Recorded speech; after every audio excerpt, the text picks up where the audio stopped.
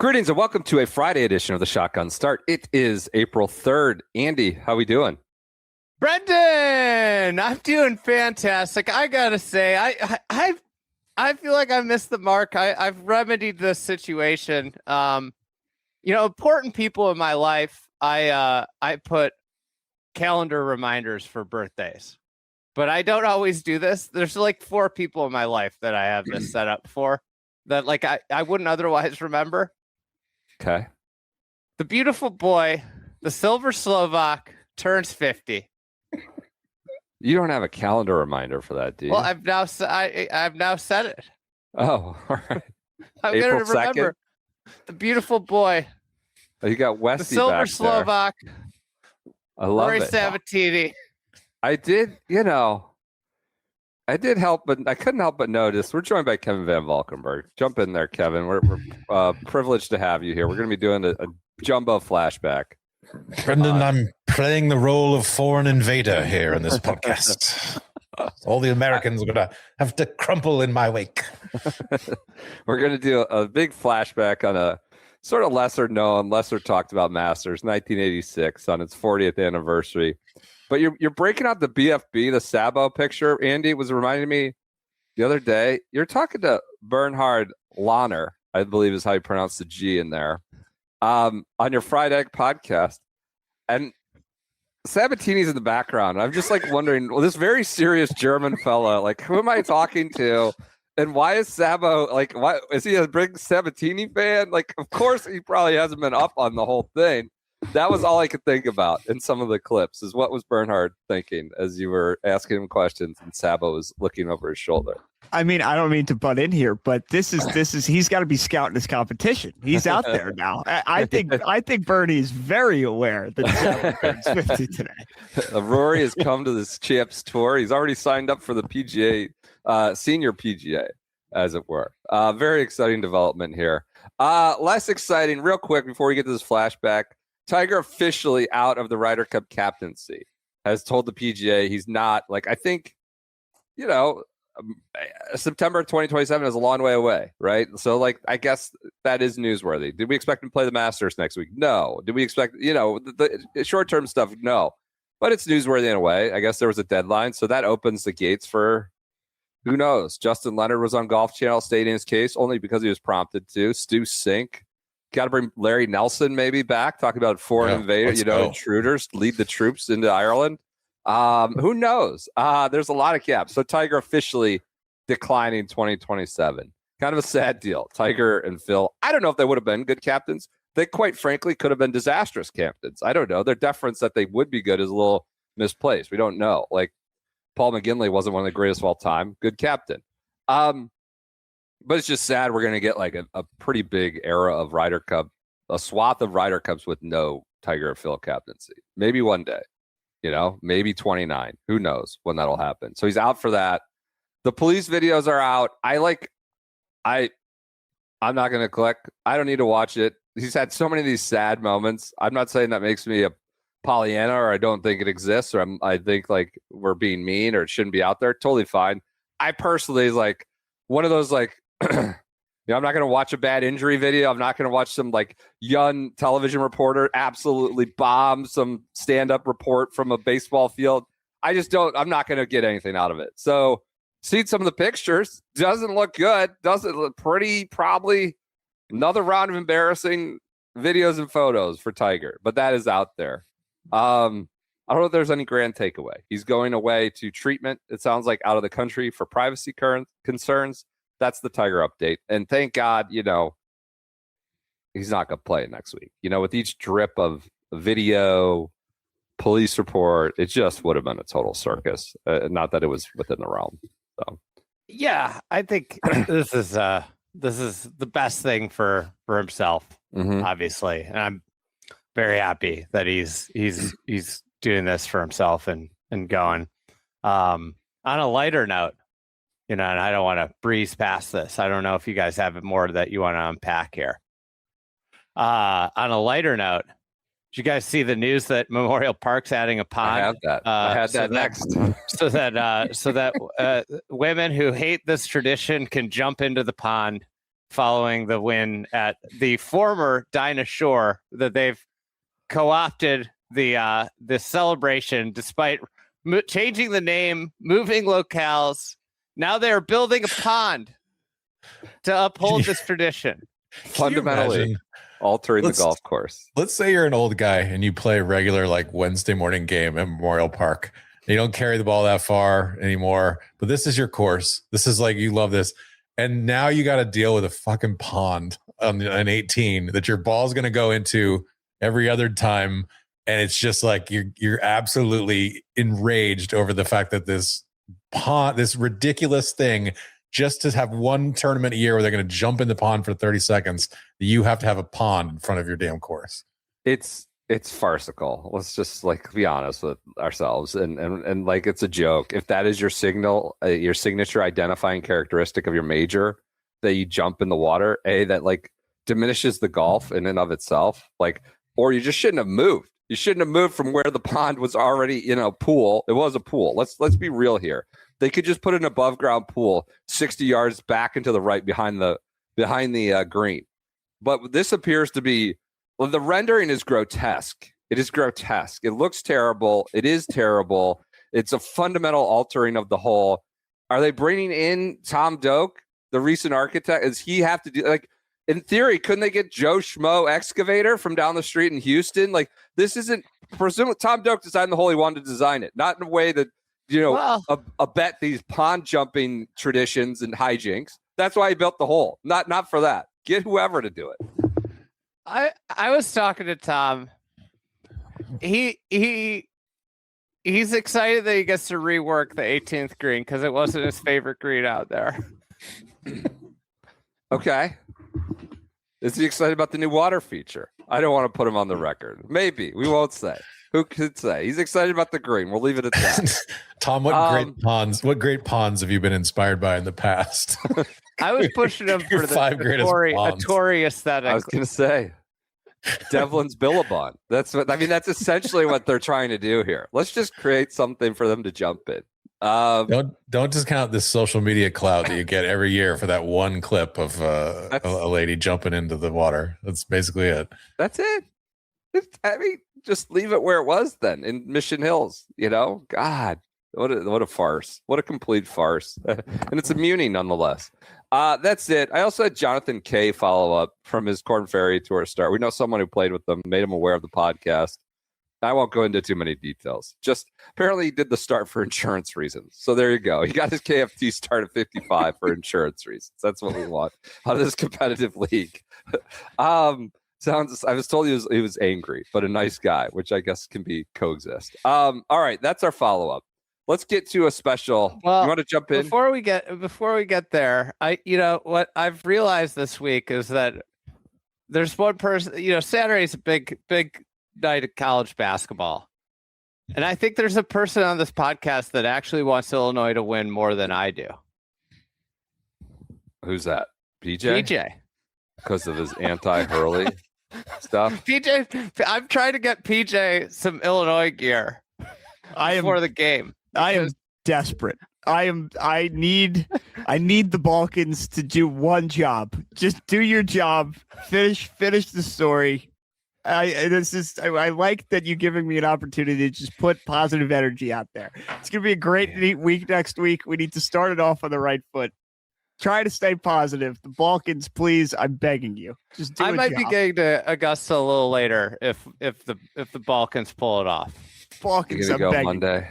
I might be changing my flight to Indianapolis instead of Atlanta. You might as well. PJ, it's not a bit with PJ. I brought it up not in a podcast setting, in a internal call that like I had just been talking to someone from, and he like was the most wound up I've seen. I was like, oh, he was shouting and angry.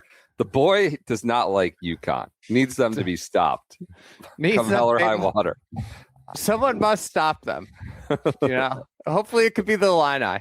It's the foreign intruders, the foreigners, is what learned here. They'd be referred to, the Balkans, in the 1986 Masters broadcast. Good luck to you. Should I get my wine out for this segment? No wine. No. Would that frustrate you? No, I wasn't. I was just popping him. I mean, he puts this fishbowl to his face in the middle of recording. I It's feel like fine. I've recorded with Joseph before where like out of nowhere the wine comes out. With Joseph himself, he's the one drinking it. Yeah. Like I Interesting. remember I think you were gone and I was recording with him and just out of nowhere, like it was like 20 minutes into the pod, he's just drinking a glass of wine and I'm thinking in my head, where did this come from? Okay, so Saturday, you're not going. Confirmed. Final Four. But Monday, perhaps, perchance. Then we'll just you don't have to confirm. Lock yourself into anything. I just can't get out of my house on Saturday on Friday. Yeah. The issue is I'm turning a long trip into a very long trip if I leave Friday. Yeah. Well, good luck to you on Saturday night, and then come what may on Monday. Godspeed. Good luck. I feel like it. Yeah. I mean, we got to win a national championship. Best college basketball program without one. That's fair. You've been to a boatload of Final Fours if you count up sort of the pre-war era or wherever. Not a lot lately. Yeah. All right. Well, good luck to you on Saturday. It'll be fun. We can't wait to get to Augusta. Hopefully, maybe you get there Monday. Maybe you come Tuesday. We'll see. Good luck to you on Saturday. We'll certainly talk between now and then, no matter where you are, Indianapolis, Augusta, wherever. We'll be talking before Monday night. I know that. We're ready to get down to Augusta.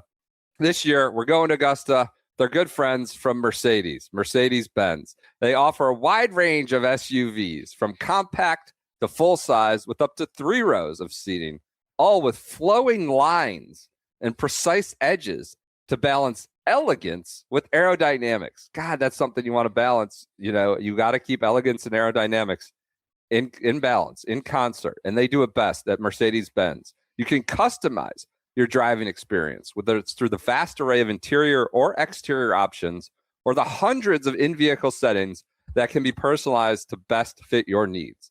The innovative MBUX AI learning capabilities can recognize your habits and driving preferences to create your unique driver profile.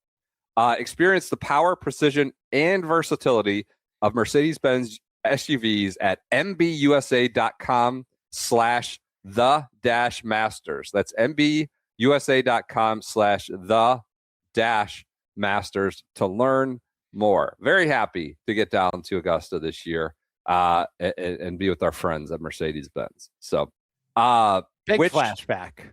Big. It's not your everyday flashback. It's a jumbo, somewhere between Spotlight, Flashback. We're going to 1986, the 40th anniversary this year of the greatest masters, one of the greatest masters. Certainly have a piece with what we watched last year.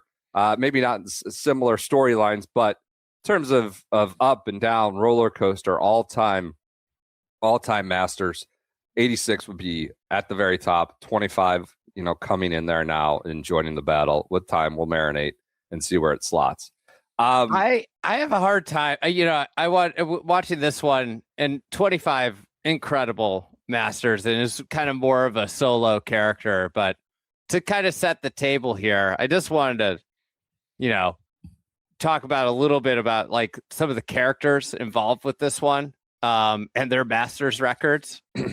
Like, I don't know if we'll ever, and part of this might be like competitive. I don't know if we'll ever see a roster of people with a chance to win on Sunday that have had such success at Augusta National as this one. 86, everybody knows who won. Jack Nicklaus, 6 wins, 15 top 5s at Augusta in his career. 15. I mean, like, the 6 wins is crazy. 15 top 5s. I was looking up most runner-ups because Kite, it was a factor, Norman was a factor, but never won it. But Jack blows him away with runner-ups. Yeah. Like, he's way down, but also has the 6. They have 0. It's kind of tough. Also in the mix, Tom Watson, Jack's foremost rival in the decade before. So you got these two kind of grizzled old vets. 2 wins, 9 top 5s. You've got Sevi. Looked like he was going to win for a while. We'll get into it. 2 wins, 7 top 5s. You got Greg Norman, obviously. 8 top 5s. 8 top 5 finishes for Greg Norman. Tom Kite, 9 top 5 finishes. Like, kind of like the best player at the Masters that nobody ever references as the best player at the Masters that never won. At one point in the broadcast, they say his record is second to none at Augusta. And they're like, well, besides the guys who've won, like literally, he would love to wear that green jacket. His consistency almost demands it before he is finished, is what they said of Tom Kite. Second to none. I think I would take issue with that if I was Tom Weiskopf too, who was like really friggin' good at the Masters. Like had a couple solo second finishes too. I think 4 or 5 runner-ups for Weiskopf. Yeah. Who's on the call on this broadcast. Bernie Longer, 2 wins, 3 top 5s, also in the mix. Just a crazy cast of characters, and there are some other characters of it, but just those names and those records. I don't think we'll ever see anything like it again. Yeah. So Jack is, in current form standards, the worst player in the mix there, and not much expected of him. There was, ironically enough, the first ever Sony world ranking came out this week going into this tournament. Now, of course, there have been refinements, but this is what they had that week and what they came up with. Number 1 was Bernhard Lahner, who's in the second to last group, I believe. Seve, who looks to be the favorite for most of the back 9. Sandy Lyle, who's playing with Jack in the 4th to last group, I believe it is. Tom Watson, who you mentioned, is in the mix. So that's the top 4 in the world, all within the last 3 to 4 groups. Top 4. You skip O'Meara, who's 5th. Not Norman is 6th. O'Meara didn't have a good week. The only time it flashed was for like a split second. His pairing, what they shot. Norman is 6th. Nakajima is 7th in the world rankings. Both are heavily involved in contention this Sunday. Hal Sutton, don't see him on this broadcast. Corey Pavin, you see him for better or worse on this broadcast. That's 9th. Calvin Peete, 10th in the world. He comes in on the broadcast at a top 10. So that's the top 10 right there. I think there were only 2 names that I didn't mention among, it's last 4 or 5 groups in appearing on the broadcast. Everybody is in the mix. And then you add in the greatest champion of them all with the greatest charge, one of the greatest back 9 charges. So, yeah, a great Masters record, a great top of the world rankings record. We're going to go pretty minute here in detail, but I'll set up a few things. Watch this on YouTube. It's 3 hours long on YouTube. You can jump around as you see fit. It's the 7th most viewed video on the Masters YouTube account, which is very Tiger heavy. It's Tiger 2019, 97, 01, a Bryson hole-in-one, Rahm playing skip it to an ace. Like some 2019 stuff, and then 1986. So those are the views. It's up there. Non-Tiger, it's basically the most watched. Without looking it up, could you guys guess how much the winner takes home for winning this Masters? I know it because I looked it up. $180,000. Lower, $144,000, which is the equivalent of finishing 19th in Valero this week. The total purse was $805,000. Total purse. Which is, what, Lucas Glover makes for wiping his ass nowadays. It's crazy. It's amazing. $805,000. Amazing. Inflation is a wonderful thing. All right. Lucas Glover, real quick, Brendan. Yeah. These golfers are 46 years old this year. Sergio Garcia, Graham McDowell, Brandt Snedeker, Adam Scott is 45, so turning 46 this year, and Lucas Glover. So one of those guys could give us fairy tale ending this year and win the Masters. Just be Jack Redux all over again. Rosie's 45. I would say he's very legit. That's very low. He's got to be turning 46 this year. Probably not before now in April, whatever. But 45 feels like the one who could do it. Just incredible. You laid out the characters, and somehow they're all in the mix. Good, the bad, to the end, the very last putt. I did not realize Greg Norman. Honestly, I was 3 years old when this happened. Andy, I don't know if you were born. If you were like a week old, maybe. I wasn't born yet. I was about to be born. Okay. So I obviously, for a certain generation, it's honestly been reduced to yes, sir, and the putter raise. Like that is, I'm sure 25 for a generation will be Rory falling to his knees and into the Rose putt that missed the edge in the playoff. We won't think about it. We barely see it anymore now, a year later. But for 86, it's been reduced to yes, sir, and the birdie at 17, which, was a great birdie, but I'm not sure the best one. I mean, maybe the highlight of Jack's back nine. So much action. I thought what, and this was a throwaway line from Ken Venturi as Norman was scuffling about 18.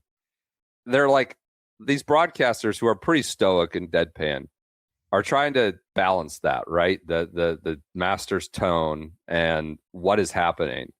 And he throws it away. He goes, it's just everything seems to happen here, is what Venturi said about how the stuff you couldn't write up in like if you were trying to pretend and script the most dramatic and ridiculous and amazing and breathtaking majors just seems to happen. And he was talking about Seve's horrible shot into 15 and Jack's charge. He goes, it's just everything seems to happen here. And I thought that summed it up so well. It was in the middle of a monologue, and he didn't know how to put it. And I thought that perfectly encapsulated this 86 Masters, which we'll get into. He said he'd been coming here since 54. He can't remember a golf tournament like this ever. Summerall said the same thing. Pat Summerall on the 18th tower said the same thing. I've been here for 19 years. So let's get to Jack, and we'll do some big themes here at the top. By 86, he said, I was not the player I was 15 years earlier. I've always felt the Masters was a young man's tournament because the speed of the greens, the firmness of the course, the demands it puts on your nerves. There are so many fine little shots you have to play there. If your game isn't right going in Augusta, it sure as heck isn't the place to find it.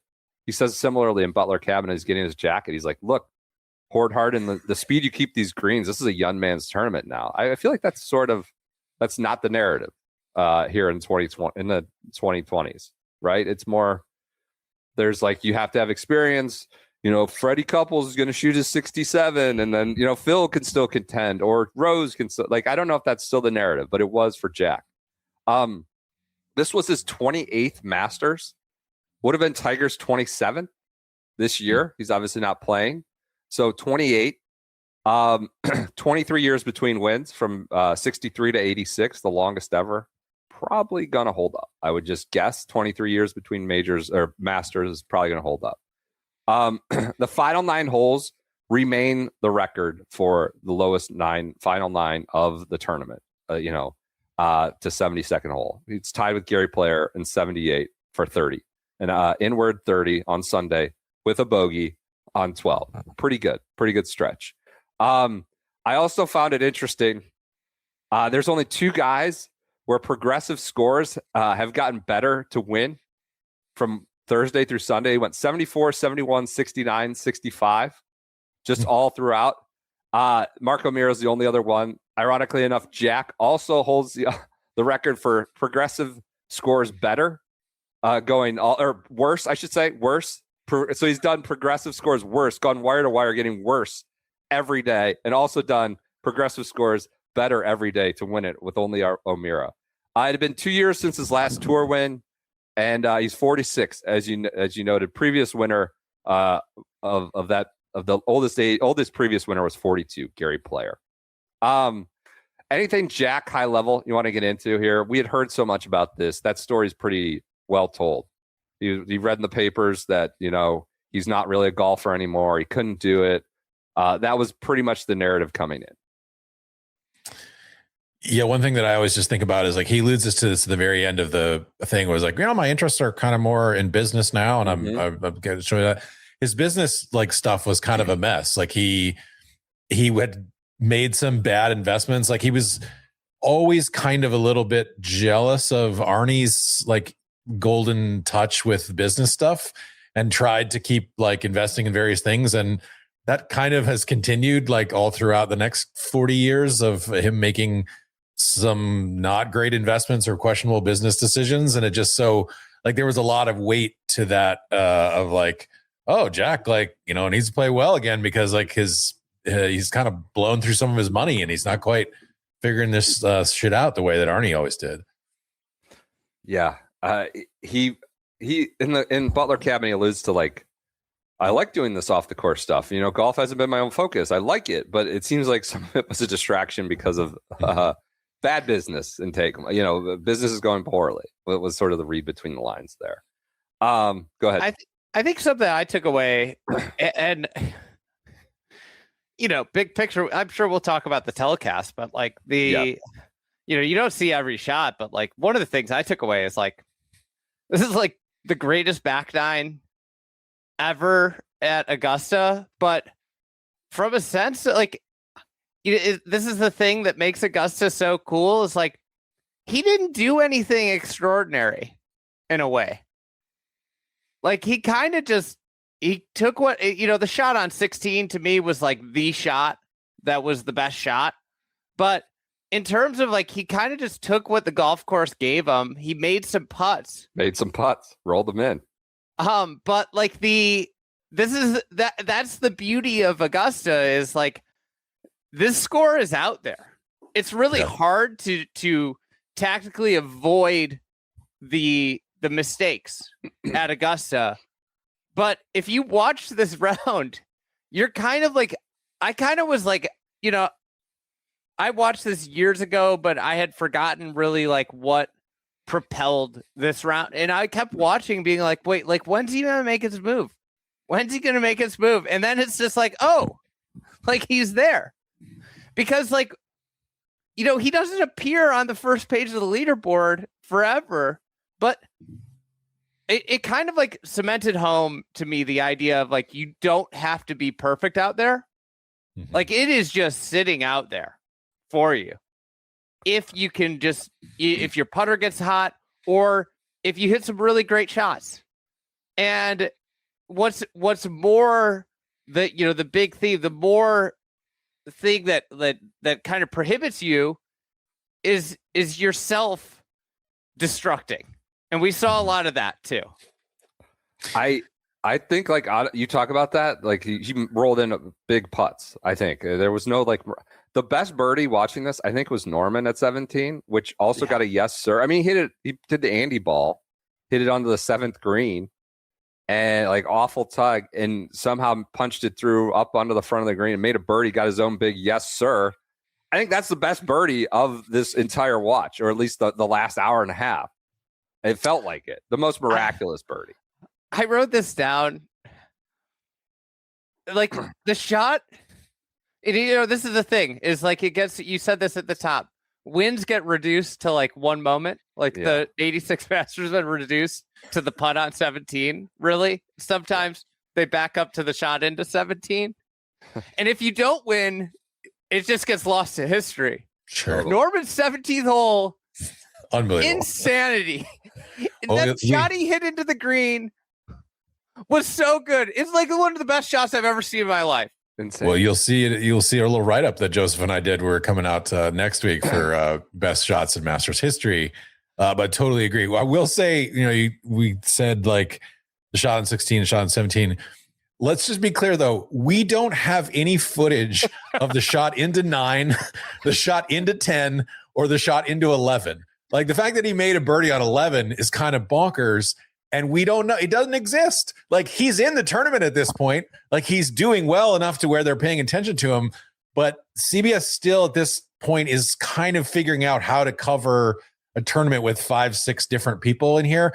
If this were broadcast today like this, I think people would lose their minds because of all that we don't get to see that we just sort of take for granted. I mean, some of the literally like, big, like I'll just say this now, like there is no footage of Tom Kite and Seve Ballesteros on top of each chipping in on top of each other on 8. It just doesn't exist. They're like, we just heard word that Tom Kite and Seve Ballesteros both eagled 8. And it's like Seve takes the lead in the Masters with a chip in, and we don't have footage of it. That's how it's changed.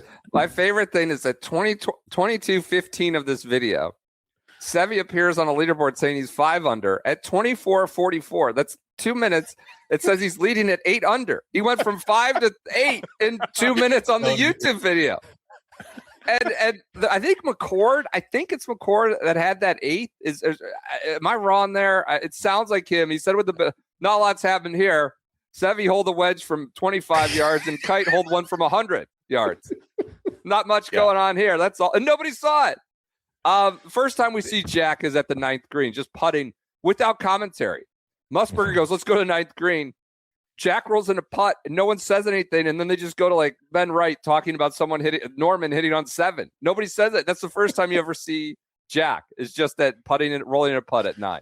First actual tee shot is 12. And his first approach shot is 13, which, by the way, is the first time you ever see 13 for the whole day. It's Jack hitting on 13. Venturi's like, all right, let's go to 13. This is the first time you've seen this today. It's like the greatest par 5 in the world. It's incredible. Different world. This is not a critique of what they were doing 40 years ago. It's 40 years ago. While we're here, I have to say, there are some things that would drive the modern golf viewer insane. But there are also some facets to this telecast that I loved. And I'm like, how did I knew it? Like, you watch this thing and you, in a way, like my general takeaway is like, have golf telecasts gotten worse?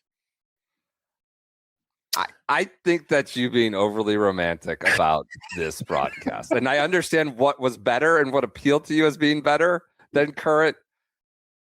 But it was probably great for its time. People would lose their mind if this is what they dropped in our lap today. I think like the general things, there was a little bit more storytelling than the modern telecast. Okay. There was more time given to reactions, which, you know, I don't know if we want to get to like my favorite moment of the telecast of the whole thing, but one of the things that I loved was the intro.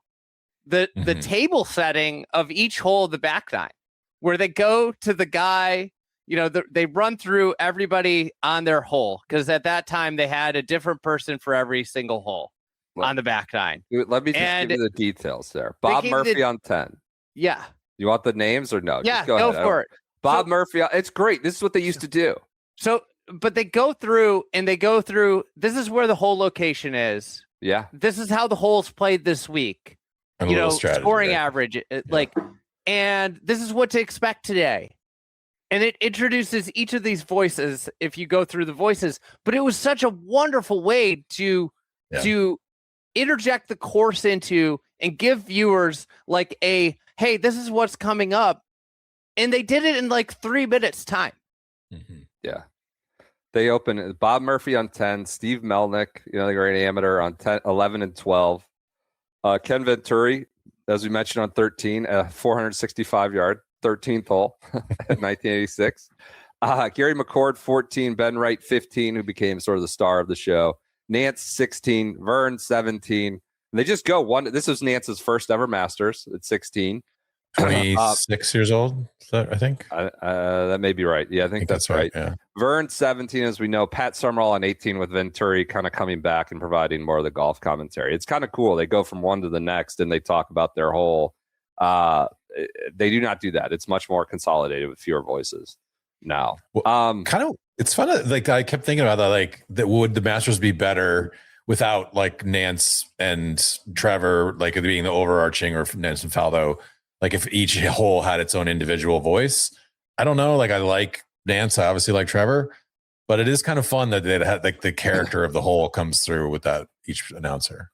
I loved Ben Wright. He's the I have a couple so much. I have a couple Ben Wright exchanges that I'd like to read in my best Ben Wright voice when we get there. So Musburger and Weisskopf are in the cabin, but you're right. There is no like predominant voice. They set up a few things. They come in and out of break, but they're not like they're not the conductor in the way that it is now. And it's just sort of like, all right, the action's all on 15 for this 45 minutes. It's just basically Ben Wright's broadcast, you know, with occasionally sprinkling in, go back to Venturi at 13, and you like occasionally go back to the cabin for Musburger, and that's it.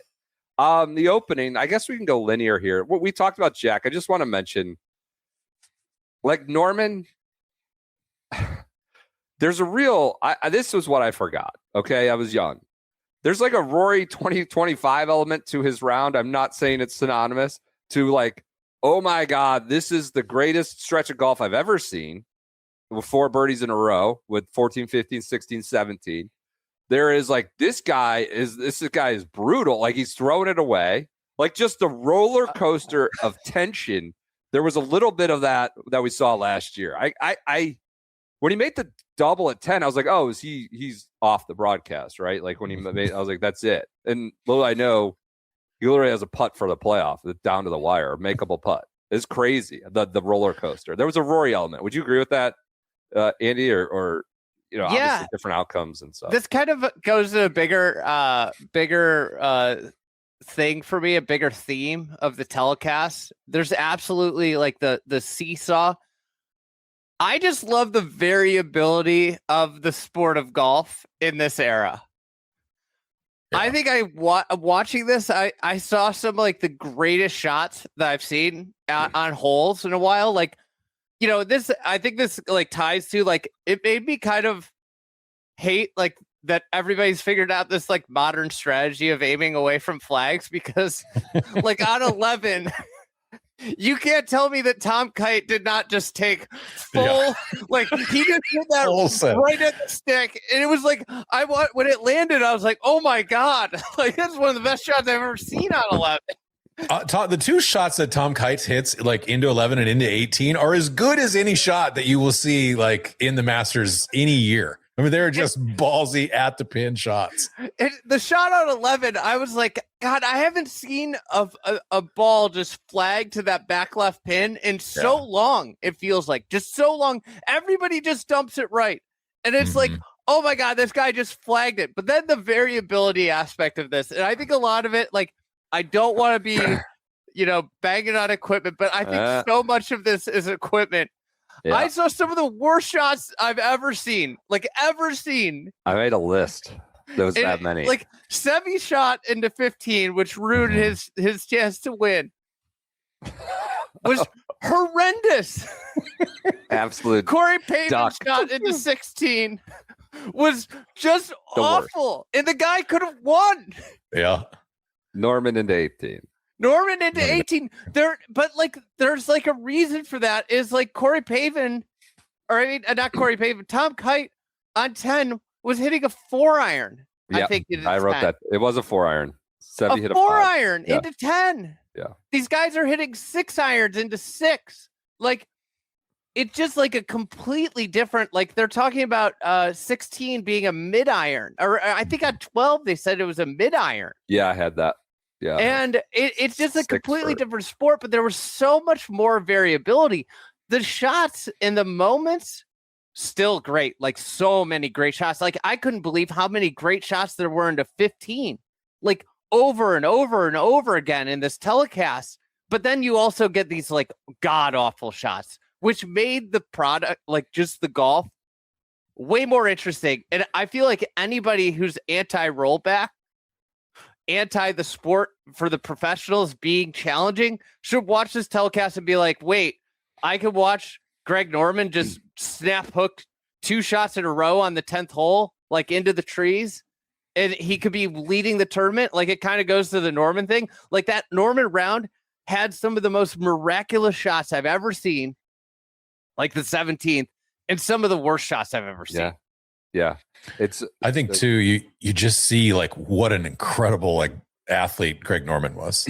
Like to see the sounds of the ball coming off of his driver is awesome. It's so cool to see him just like take those big high hands and just absolutely, every shot sounds so pure because they had to freaking hit it pure then, or it was going to be a ugly little, smother hook.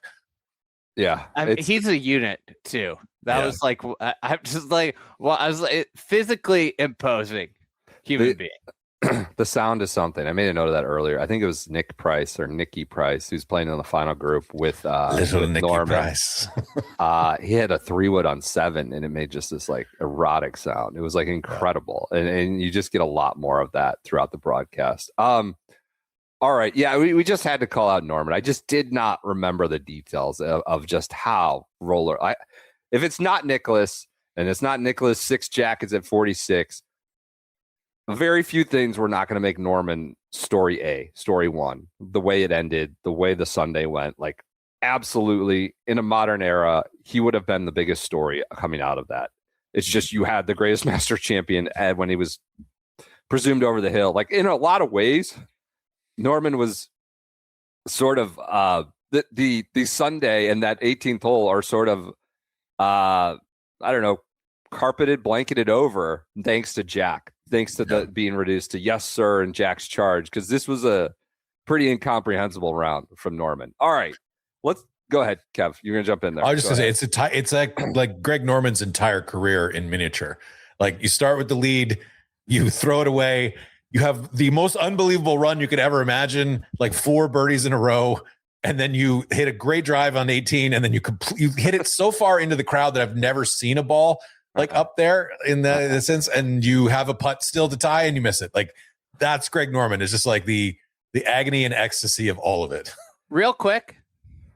Would be remiss to not point out Norman hit a 3-wood off the tee. He did. Did you write down what club he was hitting in? The longest player in the sport at this time, maybe not the longest, but one of the longest players in the sport at this time on the 18th hole at Augusta, hit a perfect tee shot with what he wanted to do. The 3-wood, obviously that laid him back a little bit, but he is hitting a 4-iron into the green. And obviously when you're hitting a 4-iron, shit can go wrong. Rory had like 100 yards in last year. It's fun to watch the flight. You can't see it all that great of like the drives, whatever, but it's like, a low like cut that was like part of how the ball was launched back in the day, right? Like you didn't just freaking sky it into the air and let it carry 350 and 320. Like you had to hit it 250 and then get 30 yards of roll out of it. And that was just like it's fun to see that when you look back at it. Yeah, a 4-iron. It is, we'll get to it. It's not the biggest house on the Van de Velde block, but it certainly has a home on the Van de Velde block and belongs there. I don't know if it does. I took more offense to his putt than I took to the 4-iron approach. But that's 6 inches on the high side. Yeah, not great. But honestly, you can't hit it. My takeaway was he was hitting a 4-iron. Yeah. You can't hit it on the 10th tee. You can't, all you got just butt one up to the front of the green. It wasn't that far. The camera and like where the camera was looking in the patron gallery was the issue. Block. It made it look way worse than it was. Oh. Any pro could hit a 4. If I dropped the pro 200 yards going up that hill, which would be a 4-iron, there'd be a bucket of balls over there on the right. Okay. Now, granted, it hits the people, so it would have rolled another 25 yards right of that where it ends up. It took 15 minutes to move. They were 10 deep where he hit it. It took 15 minutes to move all these people of an advanced age are kind of shuffling their feet. It takes forever to clear out the space. All right. That was it's on the Van de Velde block. I'm just going to say it's in the realm of possibilities if you're hitting a 4-iron into the green. Sure, I understand that. Listen, I don't know if you guys did any of your homework and getting some of the assets here, but I think we have some visual aids here to help us tell some of the story. Okay. Please. I took screenshots and didn't send them to PJ is what I did. Oh, so well then to the SGS operation, Kevin. You can still send a few. I just want to start out, PJ. Hopefully you can load some of my first ones here. I would like to bring back the era of where adult men could wear glasses and still be sort of cool. I would just like to take you through this. Cool? This is Tom Kite. You're speaking of a man that's wearing glasses, right? I know. This is this is why we need to make sure that glasses are cool again. My father wore a pair of glasses that are just like Vern Lundquist's in this. Peach, if we can go to the next frame here. We have Ken Green here. These are all from this era, this tournament. Next, we have Bob Murphy here. Just incredible transition lenses. And then Vern here is great. And then Tommy Nakajima here is to finish the close. It's an incredible era for just like, if you didn't have contact. I mean, a running theme throughout this entire thing is that Jack can't see. He has such terrible vision that he can't know where the ball is. And obviously Jack was probably too vain to wear glasses like this, but I want to just give a shout out to Tom Kite. Didn't want any part of that. He wanted to be able to see the ball where it was. Andy, I don't know if you felt about this way, but whenever I try to golf in glasses, it completely makes me like crazy. I just see the frame out of the corner of my eye and I cannot make contact with the ball in any which for me is tough.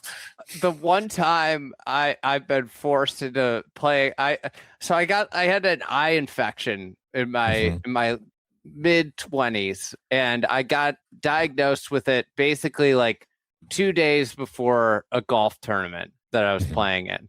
And it was my first round in glasses since like I was a kid. And it was funny. I actually remember I was playing with Roger Steele. This was pre both of our forays into golf. You're pre-influencers. It's like influencer origin story. There were a couple of things going on with me that day as I was trying to figure out. Where I struggled with the golf was like 30 to 50 yards. I had no depth perception with the glasses. But anyways, anybody that's seen Roger hit a golf ball on the third hole, I was like, what the fuck? I just pounded this drive and this guy's 100 yards past me. But anyways, I ended up going out in 44. I struggled with the glasses. I came home in 32, which qualified me, thankfully. But the glasses were a real problem. Well, it was in vogue. Whether fashion, I think if you played it with them all the time, you get used to it, though. For sure. Tom Kite never went away from it, as far as I know, right? I mean, did he play Champs Tour with glasses? Maybe he did. While we're on the Tom Kite aesthetic, yeah. I had a question for you guys. What do you think Tom Kite and Sevy talked about all day? It's a little different dynamic. Well, there's a lot of that going on out there. Watson is with Nakajima? Do I have that right? I mean, that's an odd pairing.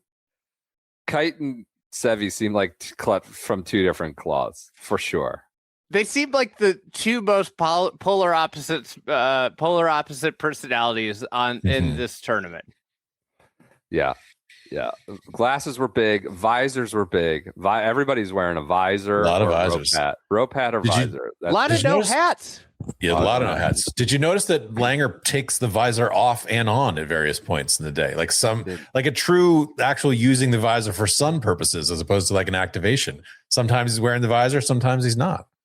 That's pretty good. I mean, with the Tommy Fleetwood Blackstone hat, I think it's just time to cancel hat sponsorships on tour. Just get rid of it. Yeah. Be so much better. Well, I have one. I'm gonna send Roll Up an email and say this should be part of your. This is how you grow the audience. I'm sure they'll like that. I have one image that kind of ties together a lot of these things we were talking about. Peach, if you can bring the next one up. This is of Jay Haas, and this is kind of emblematic of the kind of shoulder turns that they took back then, and the way that swings were like his completely up on his weight into the inside of his right foot, but toe is like all that's touching the ground. And the visor here and the kind of aqua, I guess, what would be the description of those pants? Like kind of teal pants? Yeah. Blue, tealish blue. But this is like, Jay Haas ends up finishing 5th or something. This is how guys swung the club back in the day. You can see it a lot with Nicholas, just like the big leg drive, none of that sort of stable kind of beautiful, we think of like Rory, Adam Scott, Justin Rose motion. And honestly, it looks awesome. The aesthetic of like watching guys have to kind of really like get their weight back and then wail into the ball is freaking cool to see. I mean, with this, it seemed like a toasty day in Augusta. 85. And the fabrics look tough. The fabrics look tough for a toasty day. I had a question for PJ. PJ, did you watch this? I watched parts of it, but once we just decided that you three were going ahead, I did not commit all 3 hours to it. I had a question for you. As was Jay Haas a problem? I mean, Jay Haas might have been a problem. There were Clubhouse people leader. when we discussed potential 2010s problems, there were people that submitted Bill Haas as a problem, but I said he was too good to be a problem as a former #1 player in the world. Jay Haas, I'd give you though. I mean, Jay was every bit as good a career of Bill. I mean, come on. Jay had a better career. Bill never finished.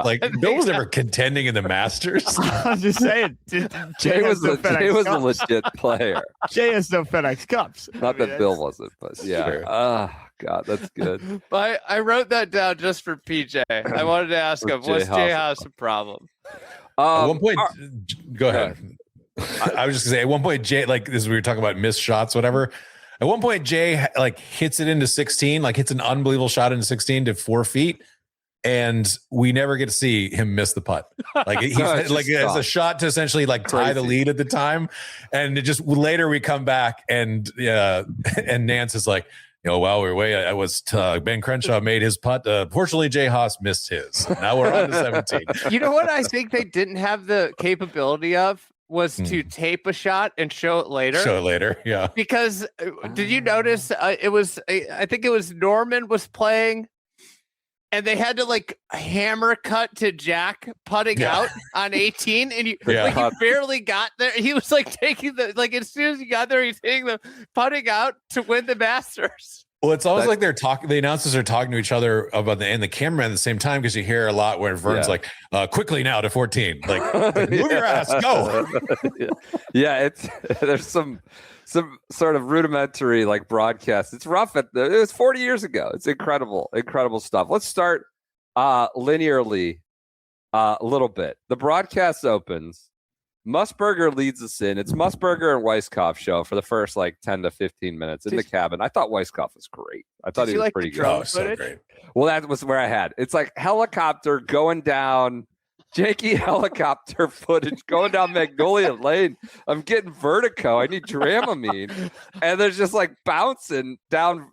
It was probably like mind blowing at the time that they had this aerial footage, but he refers to it as the Augusta National, home of the Masters. It's golf's greatest stage, as it was called. I mean, this is 86. I don't know. Masters is pretty firmly entrenched, but he said a tradition unlike any other. So we have that tagline already getting used.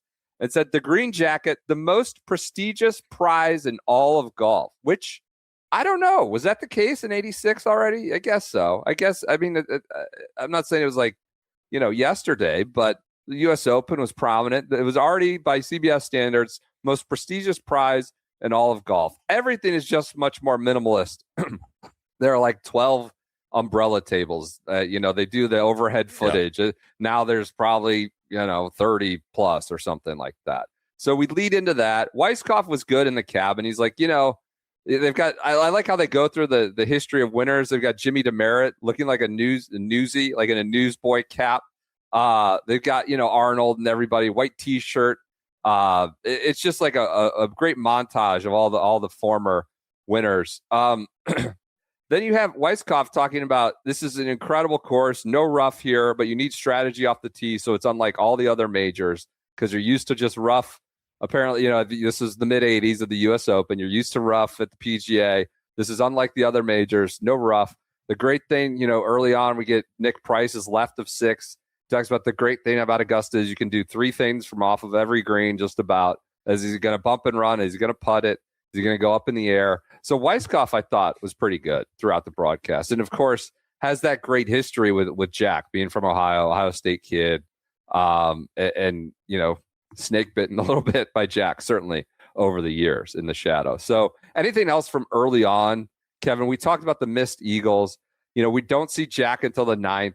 We do. The earliest hole they show is the 5th, I believe. They show highlights from earlier holes, but we pick up the leaders on the 5th green. And Gary Player, for reasons that aren't entirely clear, is in the cabin with some early commentary before he abruptly has to catch his plane, is just on camera, like gruffly taking his mic off his lapel. Like, I actually have a picture of this. Okay. Gary looks like he's on a late night talk show here. Like he's like talking to Johnny Carson at this point. Well, Johnny, I'm doing well. This is where they ask him, Gary, how do you feel about all these foreigners playing this was so Steve well? Melnick asked him from the Gary, do you like seeing all these foreigners playing so well? And he says, Bobby Jones always said it's a worldly game. I'm a foreigner myself. This theme will kind of run throughout the show of like foreigners / invaders. Yeah. As if, somehow it's an affront to the Masters that these foreigners are winning. Seve's already won twice at this point. The idea that this is true of like, if you read like the classic Golf Digest story that Dan Jenkins wrote. This is the first year that Dan Jenkins was not writing for Sports Illustrated. He had gone to Golf Digest. Rick Riley is now writing for Sports Illustrated. And the lead to Jenkins's story is Jack. No one's killed more foreigners than Jack Nicklaus, except maybe Dwight D. Eisenhower. Oh my God. It's Oh like my one of God. the great, like, holy shit Jenkins lines of all time. So that air You was imagine out if you there at wrote this that? time. Yeah, nobody's more foreigners than Donald Trump. Like, what if we wrote that at Yeah. the start of a newsletter, like in 2026? I'll just write that for the newsletter this year and see if anyone These are notices that it's a tribute, or see if we get canceled. So the first time foreigner comes up, and this was just the lexicon, was Price on the fifth green, and player goes, "I don't believe in the word. We're all just golfers," is what he said. "I don't believe in the word." And then someone, again, I think Weisskopf or Musburger, asked him about the foreigners, and he says it just makes his blood boil. Is what player was when they refer to that, like, makes my blood boil. And Musburger's later, like, it's kind of us against the world when he starts talking about jacketing the mix, because you have, Lahner and Price and Norman and Nakajima. It's just this foreigner is the word. And I have a graphic of this, Peach. If you go to my next photo here, like, this is the graphic that they throw up on the screen for, like, as if like it's an alert for Americans. Like, how do we need to fix the Masters here? In some ways, that is part of what plays into the, like, love that people have of this 86 Masters, is that it was like Nicklaus was defending our turf as Americans against this foreign invasion, and it just percolates throughout all the coverage of it. For audio listeners, the graphic says foreign-born players have won 4 of the last 8 titles. And this is of Norman putting at this moment, as if he might be the next one. You know what, low key, I love this old Masters logo that we don't see anymore. Good. It's like a great scripting. I would absolutely buy a T-shirt that had that as the logo on it in the front. It's good. Well, I'm sure they'll be cooking that up for 2027 for you. Maybe it's in there in 2026. One thing that impressed me, Sam Snead's swing at 75 when they go, they show the champ. God, he moved it. Yeah, the honorary starter stuff. Yeah. This is Brendan knows this because I've joked about him a bunch of times, but later Snead just drills a fan in the face during the ceremonial tee shot in later years, and it's the last year that Snead is ever allowed to do the ceremonial tee shot. He broke somebody's glasses, and the chairman, I forget who it is at the time, I have to look this up. This is like a New York Times story, I think, and like drills the guy in the face, and the chairman goes, "Oh my!" That's the quote. Also, I think it was Gary Player said Seve. He described Seve as the golfer everyone feared. Yeah. Yes. Great quote there. He said he's got strength and the finesse of a locksmith. The locksmith. The locksmith. And then they ask him, "What does that mean?" Confused. Somebody asked, what does locksmith mean? And Weisskopf, who I don't think was the one who said it at first, was like, well, he's got good hands, good touch. He was known as like the power player. He's like the raw power is what they kept saying. And when Gary Player is leaving and ripping the microphone off his lapel, they ask him, like, who's going to win? And he's like, if it's the best player who will win, it's definitely Ballesteros, because he is for sure the best player in the world. And that's just the sort of the rough nature of, like, how everything's so polished now. Going to the cabin and there's Gary Player, like, ripping his microphone off and having to be bothered to still talk, and then, like, holding it up like it's an influencer mic, like, what, you go, I want to keep talking, and it's just all on camera. It's kind of incredible. But he exits the stage. Yeah, I think this would be like, it would lead Sports Center, this story going into Sunday of the Masters. It is just a footnote. The one guy in, like, the final 4 groups that's a complete no name, Donnie Hammond. Yep. He's in contention. He pukes all over himself on Sunday. Let's be fair. He just first time anytime they show him, he's hitting a miserable shot. Donnie Hammond, he's in contention. I think he was in the second or third to last group of the Masters. And as a kid, he was the gallery guard at the Masters growing up. It was his first Masters that he ever played in. Like, this is like one of the most incredible stories. And it's just like a footnote of the broadcast, and I'd never heard of it. This would be like a 7 to 8 minute, like, Jeff Darlington, Tom Rinaldi essay that the Masters put on, where everybody would be sharing it on social, Oh my God, a gallery guard is playing in the Masters. Not only playing, is in the Contending, third to last group on Sunday. He was in the second to last group with the defending champ, Bernhard Langer. The second defending champ, number one player in the world, in the second to last group. It was his first Masters. He was a gallery guard as a kid. I think he still holds the record for low round for a rookie in the third round. He shot 67 on Saturday. It was easy on Saturday, relatively. And then Sunday, easy-ish with no wind. I thought it was a little soft, it seemed soft with the way the balls were landing on 12, 13, not a lot of run. 15, honest to God, with about an hour of 50, it felt like we saw the Rory shot of 15 like 5 times over from different guys, just dropping balls within makeable distance. I'm exaggerating there, but it just is. It's a little softish, no wind. And so Saturday, we'll talk about Nick Price in a minute, but I remember I had to know that Ben Crenshaw hit a 3-wood that stopped on the green from 240. Like, can you imagine trying to stop a 3-wood on the current 15 green at Augusta? Yeah. I think you would probably have to hit it so low into the face, like 10 feet from the water, that it somehow kicked up and got just completely lucky. I don't think there's any scenario which you could take 100 balls and not stop a 3-wood on the green. It's amazing how much the ball was like stopping on 15. I thought it was interesting though, like shots into 9, the ball just reacted a lot differently. Like sometimes they'd bounce forward. And I think it's because of just like the angle that some shot, like the uphill shots in particular, to me, like really released. And it's just because these guys were just not hitting just wedges. I mean, it's just crazy the way to watch something and be like, wow, like, well, I'm just used to, I know how the ball's going to react when these guys hit it, when the modern players hit it, when they hit the green. Yeah. With these guys, it seemed like it was kind of like guesswork how the ball was going to react when it hit the green.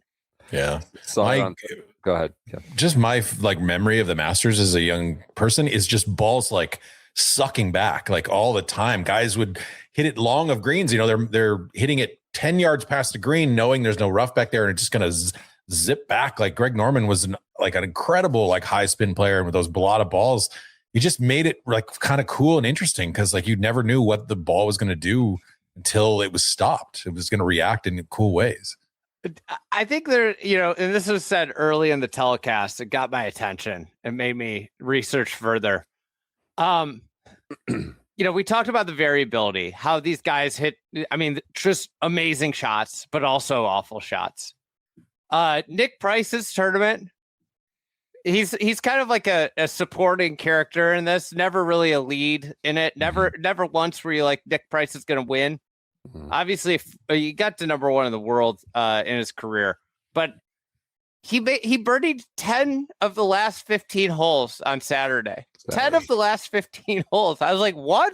10? Flipped out on 18 too. Opens with a 79. Yes. And in the same tournament shoots a 63 that still holds up as the course record. And this was the year after Curtis Strange opened with an 80 and was leading on the 64th hole tee, the 10th tee. He was leading by, what was it, 3 or 4? He walked across from 9 green to 10. Yeah, like up 3. So like this idea of variability was so much greater in the sport at this time. You could shoot 79 or 80 in the Masters and not, your tournament's not over 2 years in a row. You have a guy playing in the final group that shot 79 or 80 on Thursday. To me, is like, it kind of just exemplifies like what's happened to the sport. 10 birdies, lips out on 11, for 11 on 18. 63 is still the course record in the Masters with Norman's opening round at 96. Still the course record. Only 2. Not like a bunch of 63s. It was Price in 86, Norman in 96. Incredible stuff. He putts out on 18. I thought this was great for Price. Summerall, who's just got the low, slow cadence, and he's in the tower. He's like, Nick Price, who shot 63 yesterday, but this is today. And he like putts out. He's just in the way of Norman. He's like, shot 6, but this is today. And it's just like, get out of the way. I think this might have been like a CBS way of talking because Nance does it later too. I think I figured out Nance's cadence, particularly in this era, is there are no commas in Nance's sentence. It's a lot of short sentences with the pauses in between. And I'll do one later, like as he sets up the shot on 16. But it's kind of a really cool way of talking. Yeah. It's a pretty good tone and cadence. Let's start going like kind of in order. You know, the first leaderboard we see, there's no mention of Jack. Like there's no mention of Jack. There's 2 pages. There's nothing. It's all the stars we've talked about. There's occasional Donnie Hammond and there's a Jay Haas, but there's just no mention. Norman starts with sole possession of the lead, gets it back with a birdie at 6. He's saving pars out of his butt at 1 and 2 and 4. Incredible, like kind of a sign of things to come. There's a complete airmail job on 4. He's scrambling, but has sole possession of lead at 6. There's just not a lot of Jack involved at all. There was really the only time he comes up is, ironically, they go to Tom Watson, and they interview him before the round. He comes up. He's like, you need the experience. And I don't know if this was a shot at Norman, shot at Price, some of the young foreign intruders or whatever they want to call them. He said, you need the experience. Seve, Lahner, myself, and Jack. He throws out Jack, who like was not considered a serious professional golfer at the time. But Watson threw him out, and Jack. People like that. You need the experience when you're under the gun coming down at the end of the Masters. And that's really like the first you hear about Nicklaus is Watson threw him out there. The broadcasters aren't talking about him. They aren't talking about, there's Jack. He's 4 back. 5. It's not mentioned. There's 45 minutes into the 3 hours. They still had yet to show a Nicklaus full swing. That's correct. We had only seen putts, and the first full swing we get is on the 12th hole. I have 38 minutes in the broadcast is when he makes the birdie on 10, where they're finally like, well, we won't count him out yet. It's on this back 9. The bear is stalking. That was Bob Murphy. He goes in the bear's stalking. He says, come on, Jack, smile. He tells him to smile. Bob's in like a 50-footer on 10. And he goes, we won't count him out in this back 9. And that's, 40 minutes in. So we'll start there. I know we're far from starting, but we'll start in the kind of go through the back 9. Andy, what are you going to say? Jump in. You want to say something? Yeah, I was just going to keep going. Obviously, he bogeys 12, but we don't get to see the 13th tee shot. And like, I looked at where he was, and it's like, how did he get there? I want to see that tee shot because he's like literally 2 yards from the creek on a dead flat line. Like, I don't think you can get there anymore. I don't think it's possible for a modern player to get to that position because you have to hook it so much. And now there are trees that overhang if you get that far left. One of the best things is he obviously rolls in the putt on 9, 10, and we see it 11, and we see those putts. And he's walking to the 12th tee. Like when he makes it at 10, that's like a 50-footer. That's the loudest roar you hear in the broadcast to that point. Mm-hmm. You hear it down on 15 when they're showing Crenshaw and somebody else, I forget, down on maybe Haas on 15. So loud. But again, these are just like hard cuts to putts all of a sudden going in. Then they get to him. We finally makes the one on 11, and he's walking up that famous walk to the 12th tee. And Melnick, I think, is on the call. He goes, it's Jack Nicklaus, the man of the hour. And they haven't shown him at all. He's the man of the hour, but they've showed 3 putts. The man of the hour. It's been 11 years since he donned that 5th green jacket. Is that they haven't showed him. That's it. They show his bogey at 12. And then all of a sudden he's hitting in 13th fairway. It's the man of the hour, and they haven't shown him. He made the turn 4 back. He made the turn. So it wasn't like it's as things often are with Augusta. It moves. It happens real fast. It moves slow. It's moving slow and then fast all of a sudden, right? And that's where it felt like all of a sudden he was the man of the hour on the 11th tee or the 12th tee, and we've barely seen it. And now it's like this. It's the greatest show ever from essentially 12 to 17. Can I interject some literal breaking news into this podcast? Oh gosh, yeah, sure. Phil Mickelson will not play the Masters. What? due to will be out for an extended period of time as my family continues to navigate a personal health matter. That's too bad. All right. That's too bad. Well, I can't write. Brendan can't write Phil this year. I was going to say, BP, you're off We can find a way. Maybe we can still find a way. That's true. All right. Where were we? The first Masters without Phil and Tiger, and God, 30 years. I was just saying. So Phil didn't play in 22 because of that. The Shipnuck book had just come out. Did Tiger miss that? I think Tiger might have missed that because of the car crash in 21. Yeah, I think that's maybe right. That's I could be wrong. Okay. Anyway, could be wrong. All right. Go ahead. Can I read? I forgot when we were talking invaders. I wanted to read this whole sequence. Is that Ben Wright is the first, person. Ben Wright, who's English or maybe Scottish. I don't know. Apologies if he's Scottish or whatever. But he says when that graphic was up on there, he says, "There you see how these invaders have intruded in the last 8 years." And Weiskopf says, "Ben, are you an invader?" Yeah. Ben says, "Well, you could say that." Tom goes, "We like you." Yeah, we like you, Ben. Weiskopf. Pretty I good. love Weiskopf's way of basically like kind of not giving a shit, but kind of also like giving really insightful things. Well, who knows? I mean, hell, if I knew how he thought I would have won this tournament. Like, it's just a great delivery of. That's pretty good. Where should we go to now? All right, we've talked about he's playing with Lyle, who's the Open champ. Right? Go ahead, Andy. I think we're generally in the sphere of this happening, and to me, this is the standout moment outside of the win. It hits the theme you're talking about, where this telecast, like, you just don't see anything. All of a sudden, out of nowhere, Corey Pavin comes into our lives, and he's described as red hot Corey Pavin. Red hot Corey Pavin is on the 16th tee. He's 6 under. He can win. So he's 3 back. He goes 15. They show the putt where Eagle. I think they showed that, right? The Eagle in 15. They did show they did. The Eagle. But that was no shots into 15. This. He just appears. And while he's on the tee, they're talking about, he's really struggled with 16 this week. He's made a double and 2 bogeys. He's 4 over on 16 through 3 days. That's hard to do. I mean, come on. I mean, it's a 160-yard par 3. I will note while we're on this, Norman still holds the record. He was 6 under for the week on par 3s, which is still the record. That's pretty stout for the par 3s at Augusta. Yeah, which is 6 under, still the record. But Corey Pavin was not based on 16 alone. Go ahead. So Pavin, you think about it. He's if he just plays it even, that's not unreasonable. This is one of the easier holes on the golf course. So he's at 10 under. And he gets on the tee, and he hits maybe one of the worst shots I've seen on 16. Like, lands in the middle of the lake. Yeah, it's horrible. And what amazed me, I think he made another double there, if I had to guess. So he goes to 6 over on 16 for the week. Yeah.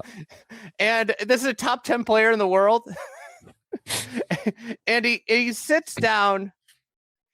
And the camera just stayed. I loved the shot of like the shot, but then also the camera on the guy's face for a par 3. Pretty great. Yeah. And he sits down on this bench. Picture. They hang with him. They sit down on this bench. The picture-in-picture is kind of incredible. Like, I don't know that we've actually advanced technology enough to where the picture-in-picture wouldn't be an incredible like thing to bring back. And look at this. He's got his head down on a bench. There's a ball washer.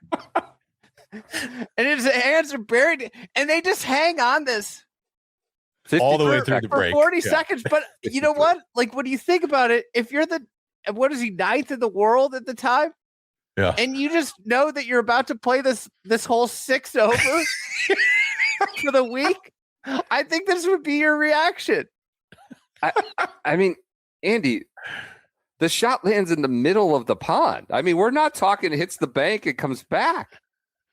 Just you can fire actually, it long. Yeah. If you look very closely here on the YouTube, you can see the ripples still from where the ball lands. It's in the middle of nowhere. I mean, it came up 20 yards short. What I love about the camera work here is that, yes, it's 40 seconds, but like They hang on him even as they're going to commercial break, and they pull up the full leaderboard. I wish I had screenshotted this. And they keep the picture of him above the little leaderboard so you can see him suffer for just a little bit longer until the commercial break. 53 seconds. He and Mark McCumber make eagles on 15, and then all of a sudden they're in the broadcast.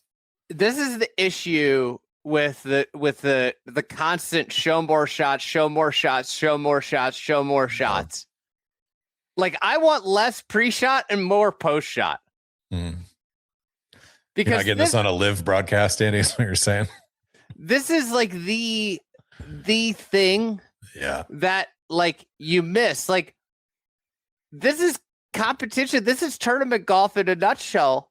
This is this guy who knows that he's played this hole like a 25 handicap this week, and that's why he's not going to win the Masters.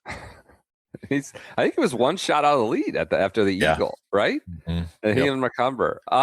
Good stuff.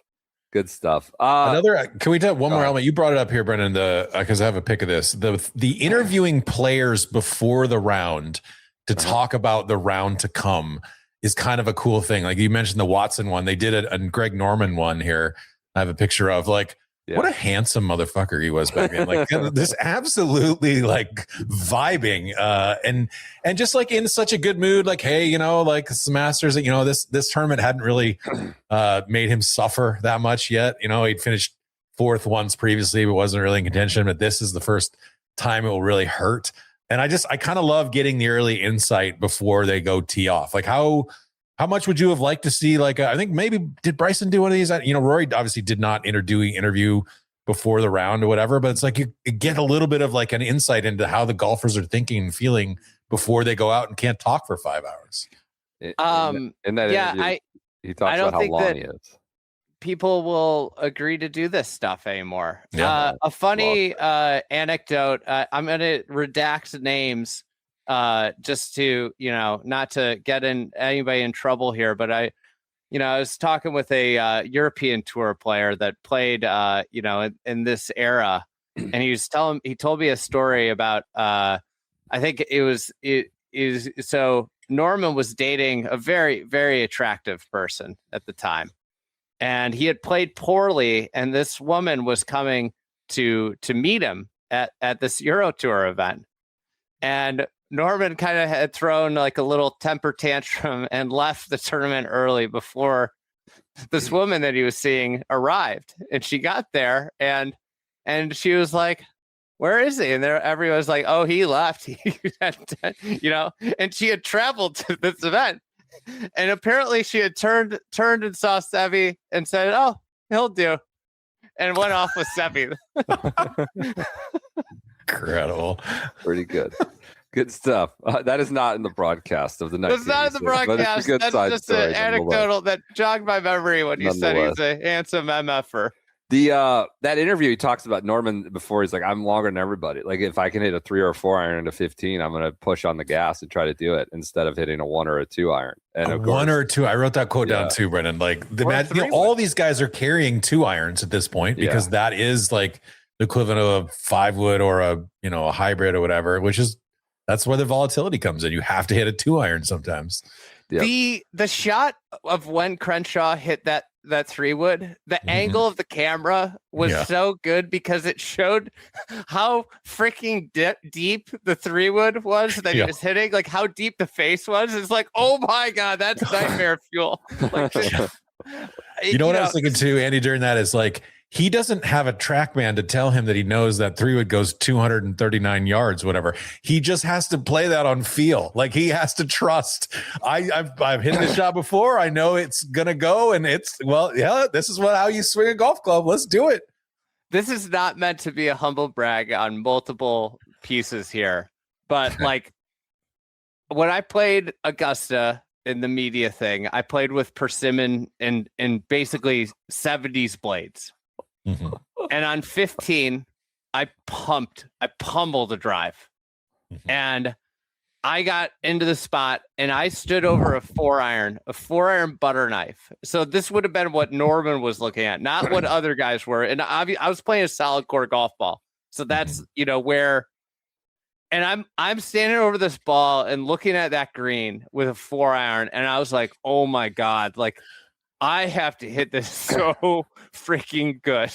Like so good. Like it's a scary green to hit a wedge into. But hitting a 3-wood or a 1-iron or a 2-iron, like no, I don't want anything to do. Like I kind of get how Chip Beck laid up in a way. It is like it's just a proposition where you're like, okay, like if I don't hit this dead flush, it's going to be a very bad result. And I feel like that is like, I don't know. It's something you watch this and it's like, it's just not the same. It's not even close to the same game anymore. Rory obviously hit a 7-iron. It's not diminishing his shot vis-a-vis the 86 shots, but that he hit a 7-iron last year. And they moved the tee 40 yards back. Yeah.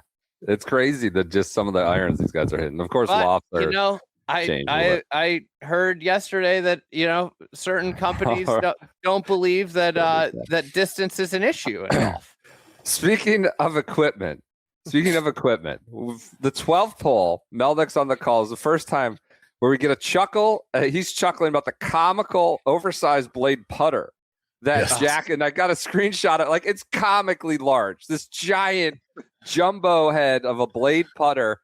And we say, truth be known, this is Melnick, Nicklaus's vision is not as good as it used to be. Jackie's helping him read the greens. He's got that oversized blade putter as Jackie reads the greens for him. And Weiskopf will talk about it later at 16. He's like, Jack can't see anymore. He doesn't even probably know the ball, almost went in the hole and is sitting 3 feet from the hole at 16. All he says is, be right. He says to Jackie, it is in the air. But Weiskopf's like, he can't see. He can't see the green anymore.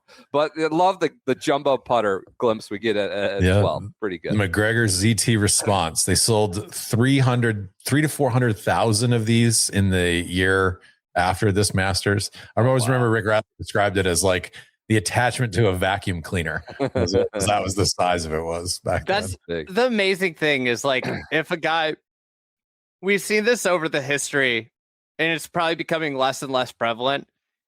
Remember when Zach Johnson won with his Seymour putter? How that went like nuts too? It was like the eye alignment thing, like where the shaft covers the red dot. And like, Seymour putters became this huge thing. Yep. Because of it. It's amazing how like somebody using something in a major can just completely change the trajectory of an otherwise piece of equipment that people would have been like, who would use that? Vijay Singh, when he won, the putter, the weird ass putter that hit, the never compromised black and gray one, designed by like a concert pianist who had no experience whatsoever in designing clubs, and it, like, the website melted down afterwards. It was like, it's like offset, so that's like the shaft. If you see me, the shaft comes down, and then the head of it is like behind the ball, so it forces you to keep your hands forward or whatever. It's wild. Was it David Toms who used the yes putter? I don't know if it was Tom's, but those had a moment. The yes putters, they had a moment for sure. It was a major moment too. David Toms, the 7-wood was like a big, thing from the Toms win. Yep. Okay, so he's the man of the hour. All we've seen are 3 putts. He bogeys 12. We talk about his chip. Like, he can't chip. They dog his short game. He doesn't hit a good chip there and misses the putt, par saving putt. That's the only shot he'll drop. My favorite Nicklaus humble brag is that some people talk like after his career was over, were like, "Oh, you weren't really renowned for your short game," and he was like, "What? I didn't miss a lot of greens. So, if I missed a lot of greens, I would have practiced my short game more. I would have been better at it." Like, yeah. Yep. That's a good one. So he becomes the focus, I'd say, at 12. All right. Of course, they don't show his tee shot at 13, show his approach shot at 13.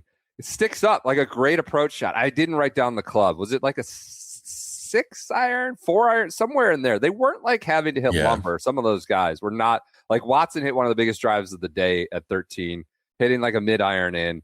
He hits a great shot, but it sticks compared to Seve. Lands different trajectory, runs right up to the hole, that great like back right pin, and Seve makes an eagle. But whereas Jack has to grind for a 2-putt birdie. Yeah. Do you want to talk about Seve's thing now? Because sure. Eagle at 13. So I have a visual aid of this too. Awesome shot by Seve. Takes the slope, trickles down towards the pin, and he does the big no of essentially like at this point he's going to make this eagle putt and have a 3-shot lead in the Masters. And he shakes hands with his brother as they're walking up 13 fairway, and then takes his hat off and waves it to the crowd. It's an incredible like celebration of like, just like, I got this shit. Like we are cooking. And of course it goes very wrong later in a few minutes, but I just love the image of him shaking hands with, I think it's Vicente is his brother, as they kind of look at each other instead of putting his arm around him and walking up the fairway. I just, watching the whole thing, one of my takeaways, I didn't write this down, was just like how much more expressive the players were with their caddies, and like how much more, like after Norman made birdie on 17, you just see him like do this like big exhale, and he's just like, you know, he's like walking to the next tee, like pumped up, like it's like, you just don't, you know, like these players have learned to just be robots. Yeah. I mean, Jack's considered dry. He's like cackling walking off the 16th green as he like. I think he realizes the good fortune and how incredible this is that's happening. And he's like cackling as he walks off 16. So real quick, on this, so Seve Eagles 13. So at this point, Seve is 9 under through 13, and Jack is on 15T at 5 under. 4 back with 4 to play for him. Yes. Also, a quick note in here that I would be remiss. Payne Stewart makes an appearance around here. He did, yeah. Oh, this was incredible. And they're like, he's already missed 2 putts inside of 2 feet. Yeah. Just a random drive-by on Payne Stewart. And then, like, one of the 3 shots they show of Payne Stewart, he misses like a 3-footer.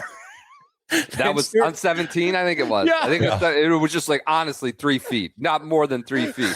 It was Ben Wright, because we go to the sartorially elegant Payne Stewart, but we were told he has already missed two putts inside of 2 feet, and that's it. That's all the Payne Stewart appears, and then he misses a 3-footer. He could have been measured for a jack. Do you guys know where Payne Stewart finished in this tournament? No. Where did he finished 8th. Oh my top God. 10, and this is the one 10-second thing we see of him is just yakking the putt. I mean, he seemed to be in a really bad mood. Yes. I mean, Wright said he could have been measured for a jacket had those gone in, the two footers, and then he misses another one at 17. The sartorially elegant Payne Stewart. So Seve makes eagle. Right now, they say it's Seve's Masters to lose when he's 4 up on Jack, 2 up on Kite, and cruising as we go. Jack's on the. Do we need anything to add about Jack? 13. He makes the birdie. The bear references are just nonstop. Prowl, the old bear. There's life in the old bear. The bear is hunting again. Ben Wright's line after I think I'm going to do the whole thing here. Yeah, go for it. So, well, I'll set it up when after he makes the eagle, Brendan can describe. So Seve's Masters to lose. I'll just say Norman is off the stage. Norman, who ends up being like the final putt, the final doubles guy. 10 on kind of an underrated thing. Complete terrible drive, clatters around in the trees, hits it a terrible approach into 10 with a 4-iron. And it has chips over the green into the bunker, and then makes a mess of it, makes double. Like literally, that was kind of Norman's Masters in some ways. Although he obviously gets on fire later. I mean, the 10th hole, that was a disaster.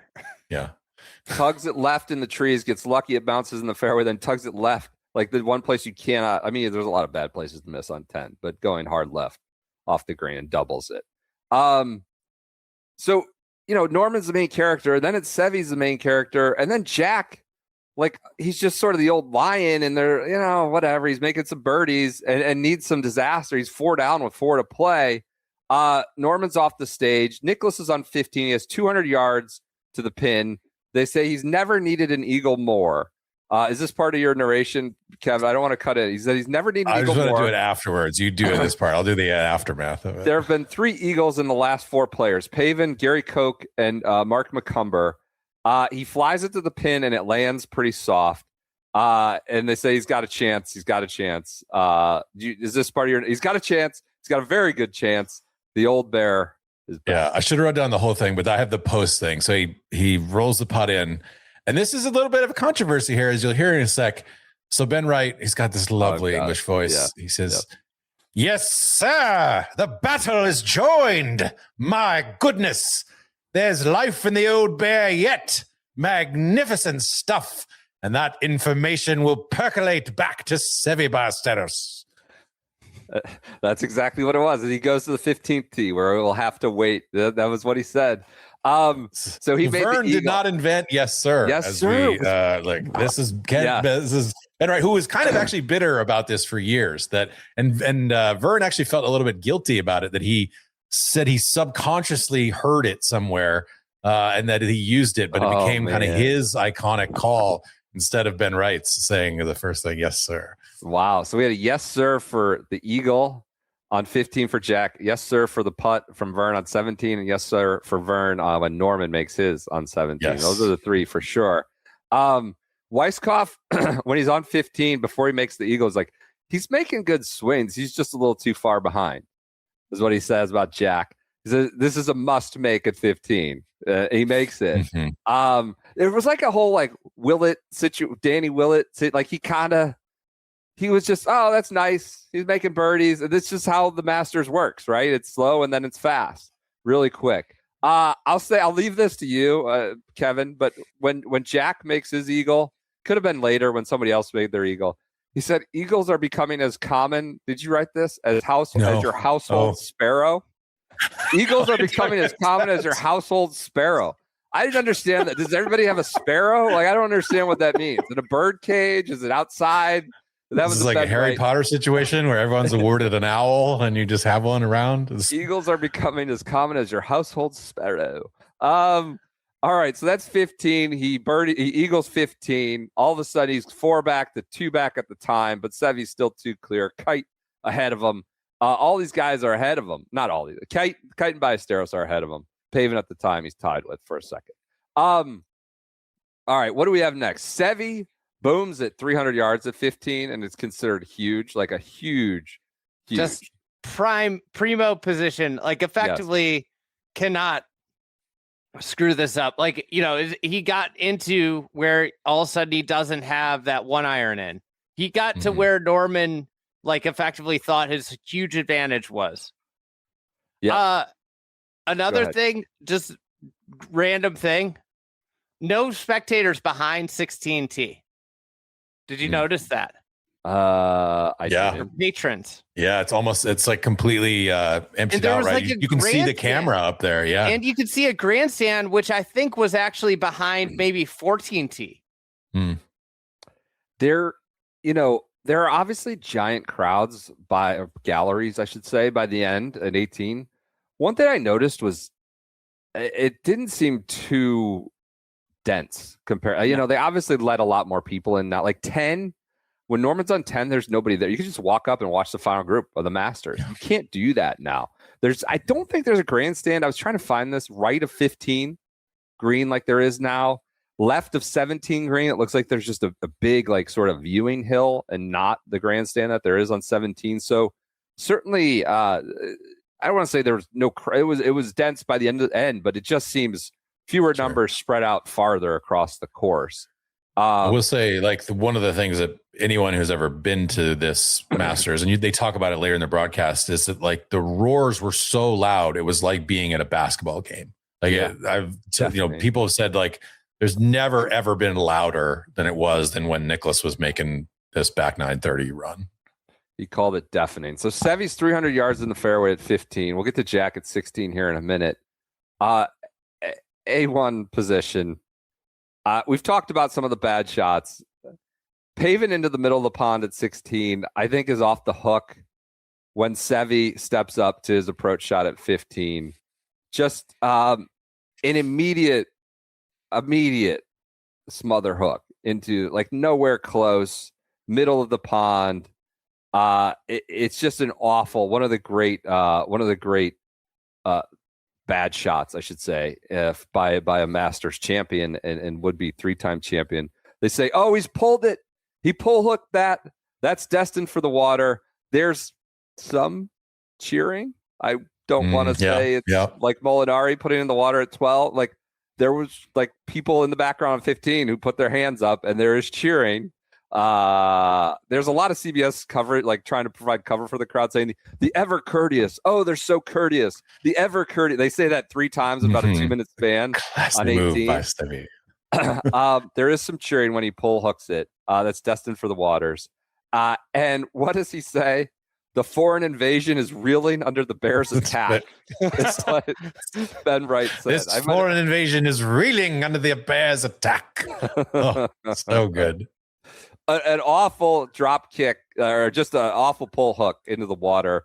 What impressed me about Sevy at 15 was he decides where to drop it like in under 2 minutes. Like he's at one moment, he's with 2 rules officials on the edge of the water. They're like, he could drop it at the edge of the water. He could walk back to put more spin on it. He could go to the drop zone. The dude makes his decision, ball down, hits the shot all in under 2 minutes. And I'm talking including the pacing it back all the way. It was kind this of would have impressive. been a 10-minute thing of any pro, basically. Yes. In modern day. Yeah.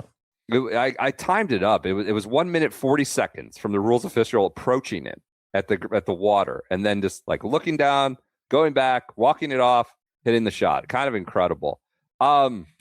So all of this is unfolding like so quickly, right? This is right about the point when Norman is playing 13 and he hits it long up above 13, and Venturi says, look out.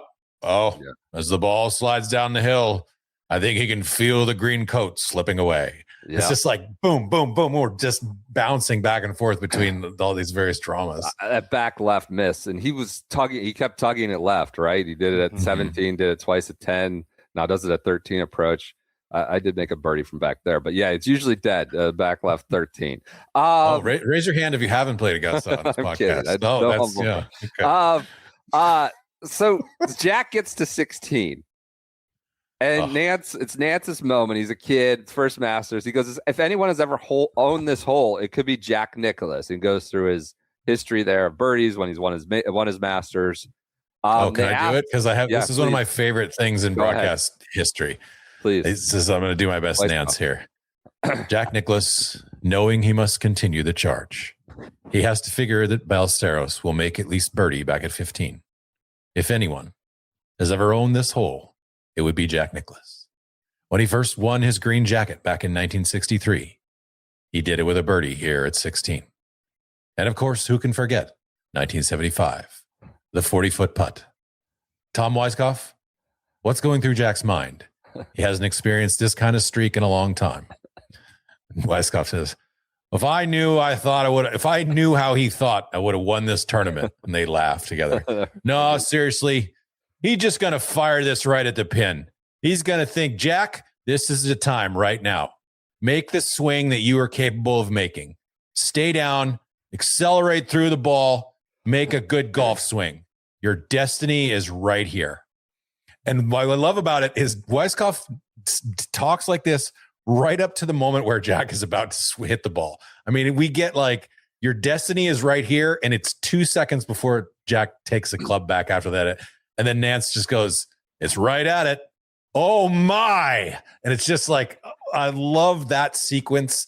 That's one of my favorite sequences in broadcast history because it builds to the moment. It gives you the history, and then it lets it sort of speak for itself. He almost spins it back into the hole for an ace. It's that famous line, which we're not privy to in the broadcast, where, allegedly Jackie's caddy, his son, says, be good. And Jack says it is, and you can't see. It's a bit apocryphal. Do you think that actually happened? I mean, I don't want to. You said it, but I've thought it. Like, is this really? I have studied this video so many times in the years to see if you can feel Nicklaus's lips like moving. He bends down to get the tee, so in theory, he could have said it there, but you can't really like. There's no evidence of it that Nicklaus says that. Obviously, we don't have Jackie. I mean, I don't think they would like make that up. So obviously, it happened, but it's just like the conspiracy person in me is like, wait a minute, like why can't I see like Nicklaus saying this to Jackie? Like, oh, it is like. One thing that's a common theme throughout this broadcast is how audible the crowd is on the broadcast, because I assume these guys, I don't know actually, are they in towers like and their mics are picking? there's so much stuff you can hear from the crowd. Like sometimes it's just like you're hearing conversations that are just going on next to the 18th green. Well, when that ball is coming into 16, there's some guy who's like, oh, Jesus, like shouts it. And it's almost like as loud as Nance as the ball. Like it just adds to the drama of this. He's going to make an ace maybe. Yeah. And it's, this Jesus. is where you got that Weisskopf line of, you'd alluded to it earlier. A lot of people don't realize Jack doesn't see that well. He probably has no idea how close that ball is. So then Nakajima, who's with Sevi on 15, like cannot play for like minutes because 16, obviously it's ringed by the gallery and everybody's going nuts the whole walk up, and he has to keep backing off the ball. And they said it's like days of old because Watson then has a chance of his own eagle at some point at 15 to get the 7 under right after that. It's like days of old. And so Watson versus Nicholas, they're both going for eagles. I honestly mini digression on Tom Watson. Mm-hmm. The guy won 8 majors, but nothing after 1983. And this is 1986. He had to think Jack's 10 years older. Yeah. Like Jack won a major later than Watson did. Like 8 majors is so many majors. And they all came in like, I think it was like 75 to 83 somewhere. I looked it up earlier, but like almost in an 8-year, 10-year span. And he had to think like I was going to outlast Jack or at least get a major after Jack. He never did. I think something that's amazing about this major is the idea of like the old greatest of all time, like running the gauntlet and taking on all of the very best of this era and taking it to them one last time. Like I just think that is like the overarching. It's a little bit of shades of Tiger in 2019 with Brooks in the mix, like. Where it's like, oh, boys, you don't want this smoke, like, and coming down and just let me show you something, and like him doing it, and that's like right at this moment in the telecast is kind of where I was like thinking about that. It's like, how freaking cool is this tournament?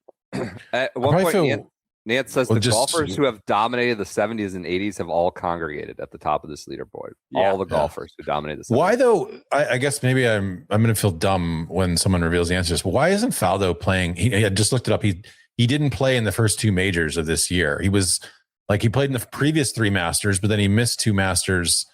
Is this when Faldo had sort of lost his swing? Later this year, he finishes in the Open 5th in the Open Championship, and he wins the Masters in '87. Or excuse me, the Open Championship in '87. My guess would be when this might be when he was tearing down his swing. Would be a guess. I don't know. Maybe make it in the middle of a swing change. Just a guess. All right. So Jax gets through 16. He's eagled 15. He's eagled birdie 16.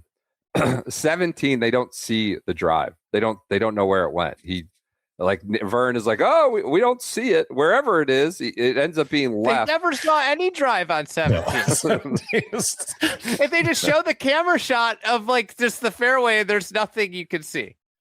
Yep. So he hits it. It's a 400-yard hole at the time. 17, 400 yards up the hill.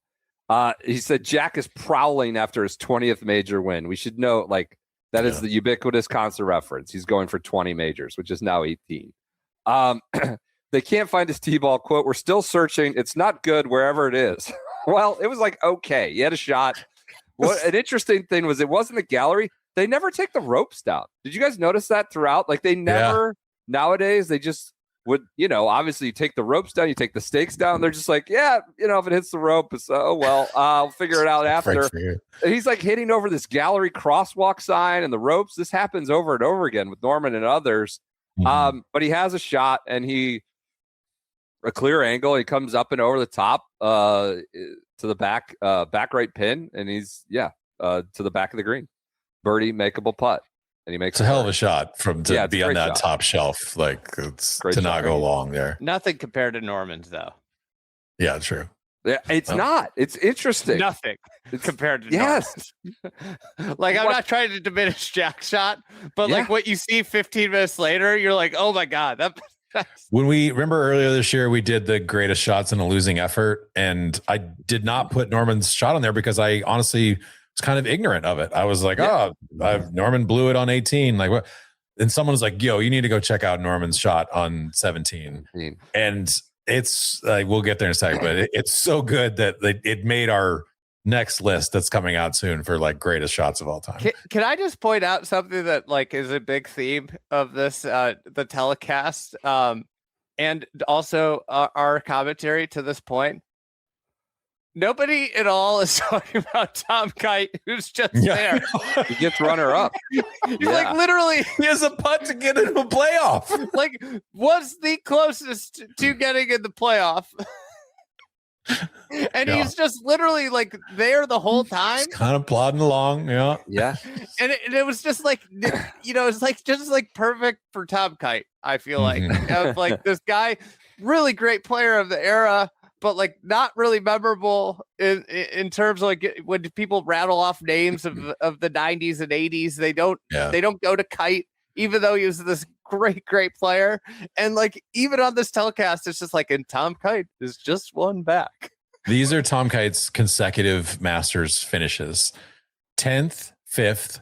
There's some ties in here, but 10th, 5th, 3rd, 18th, 5th, 6th, 5th, 5th, and then this ends up finishing 2nd, 6th. He misses a cut and then finishes 2nd, and then later he has kind of a lull, but he finishes 4th and 2nd. It's like incredible run for Tom Kite. Incredible run, and honestly could have been in the playoff more than Norman. Played better golf than Norman on Sunday. Certainly Norman was erratic, but I forgot to say the Bears come out of hibernation is when we get that famous Nance line when he's walked off. He's gone eagle birdie at 16, pulls it on 17, gets up to the back ledge, and this is where we get the most famous yes sir putt. I think like it is so aided by the visual, like the putter raise, like he knows it's going in the jar while it's still going end over end, tumbling. And I think like it's the iconic moment from this Masters. I guess he went away or he went ahead for good here. And I guess that's the point of it. But watching the totality of the 3 hours, you're like, oh, that was awesome, major, massive moment. But it's like of a piece of like the 100 other things that are going on, you know? Yeah. So anything you need to add? I'm not trying to give this short shrift, but Jack's 17th hole. I just love, there's a couple little subtle things. Like I love how he tugs his pant leg up a little bit before he reaches down to get the ball, which is just kind of like an old guy thing. Like your pants don't fit quite right. And so I think it's the fabric. It's the fabric. Yeah. Also the fear of like splitting your pants if you don't like just sort of adjust them a little bit. And I love that after he picks up the pen, he's walking off. He looks at the sky kind of like he's sort of like kind of doesn't believe this. I have a visual at the very end of this, but they show it later where he's just like, whew, like he kind of like was almost like, is this shit really happening? Like this, I mean, this really real life at this moment. It was kind of cool. Incredible. Seve makes his bogey at 15, and they say he's now in a tie with Jack. And we get the foreign invasion is reeling under the Bears attack. Great Ben right line. We don't really Seve. That's it. That's it for Seve. Essentially, we don't really see much more of Seve. I mean, 17. We need the putt he hit on 17. I mean, he still had a chance. He did. I always thought he was dead when he hit it in the water on 15. No, he wasn't actually. He was tied for the time. No, yeah. The putt on 17 needs to be talked about. He has like 18 feet for birdie to tie the lead. He's behind the hole. Like 15 feet past. And he three putts, and then it's over. But he could have either made that putt, or if he just two putts there from very short distance, he could birdie 18 and get into a playoff. It was the 15th shot was one thing. My note was Seve just melted on 17. He's mentally like cooked. Completely melted down there. He said in his biography years later that the shot on 15 like haunted him forever. Like that he just couldn't get over that he smother hooked it into the pond there with like all he's got to do is like put that anywhere on the green, two putt. He's going to win the Masters. The putt on 17, you just don't see. Like, okay, we can talk about equipment, right? Equipment issues make the misses worse. The putt on 17, you just don't see from guys in contention at a major who've won that major multiple times We're talking like he makes contact, he waves at the ball, knowing it's going like 20 feet past. What? Like, it's insane. The general gesticulations of players it was so incredible. Yeah, like they were expressive. One more preposterous Sevy moment. So his ball on 16 lands on the top of the bunker. He does a hockey putt. He does like he's got he did grip it down like all the way to the he handle. stands in the bunker, does a hockey putt. He makes a par, but that was. I do like it that at some point, I think it's on 18. Venturi says they keep calling Ballesteros. This is before anyone knew to pronounce the double L's.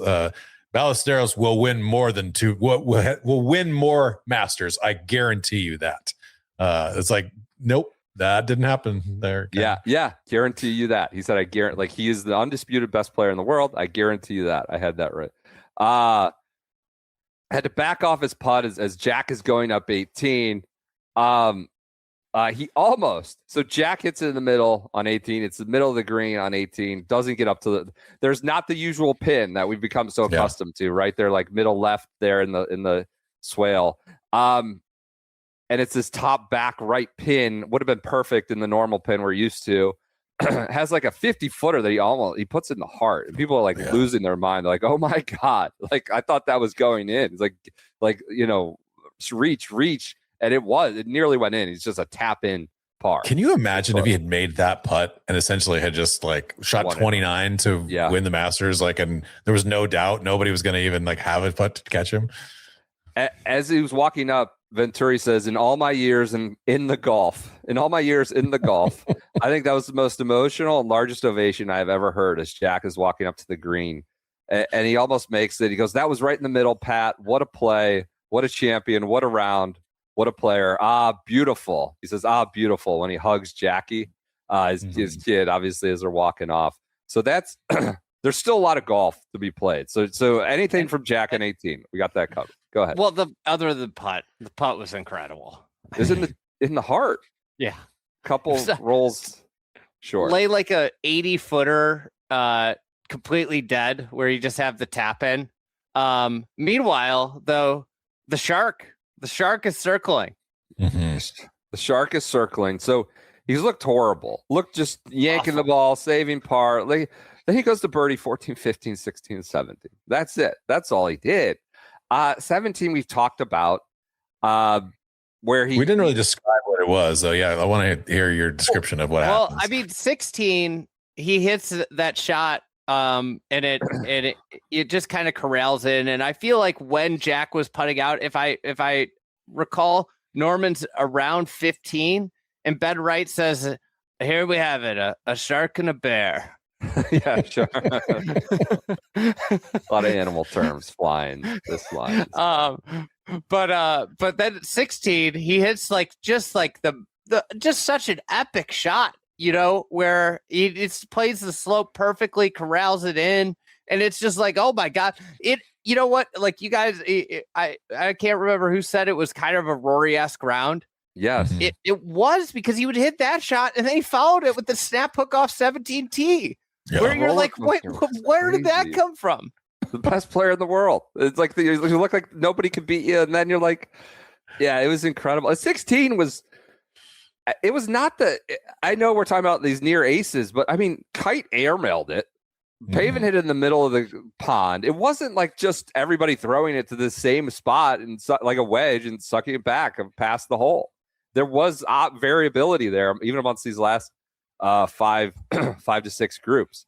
So on 17, like, it's unbelievable. The Eisenhower tree is there. Like, you wonder if it's like caught in the Eisenhower tree. You just know, you could see the ball snapping off the tee, and that's it. There's questions on whether he should get relief from a sprinkler head that is for the 7th green. It's on like the fringe of the 7th green.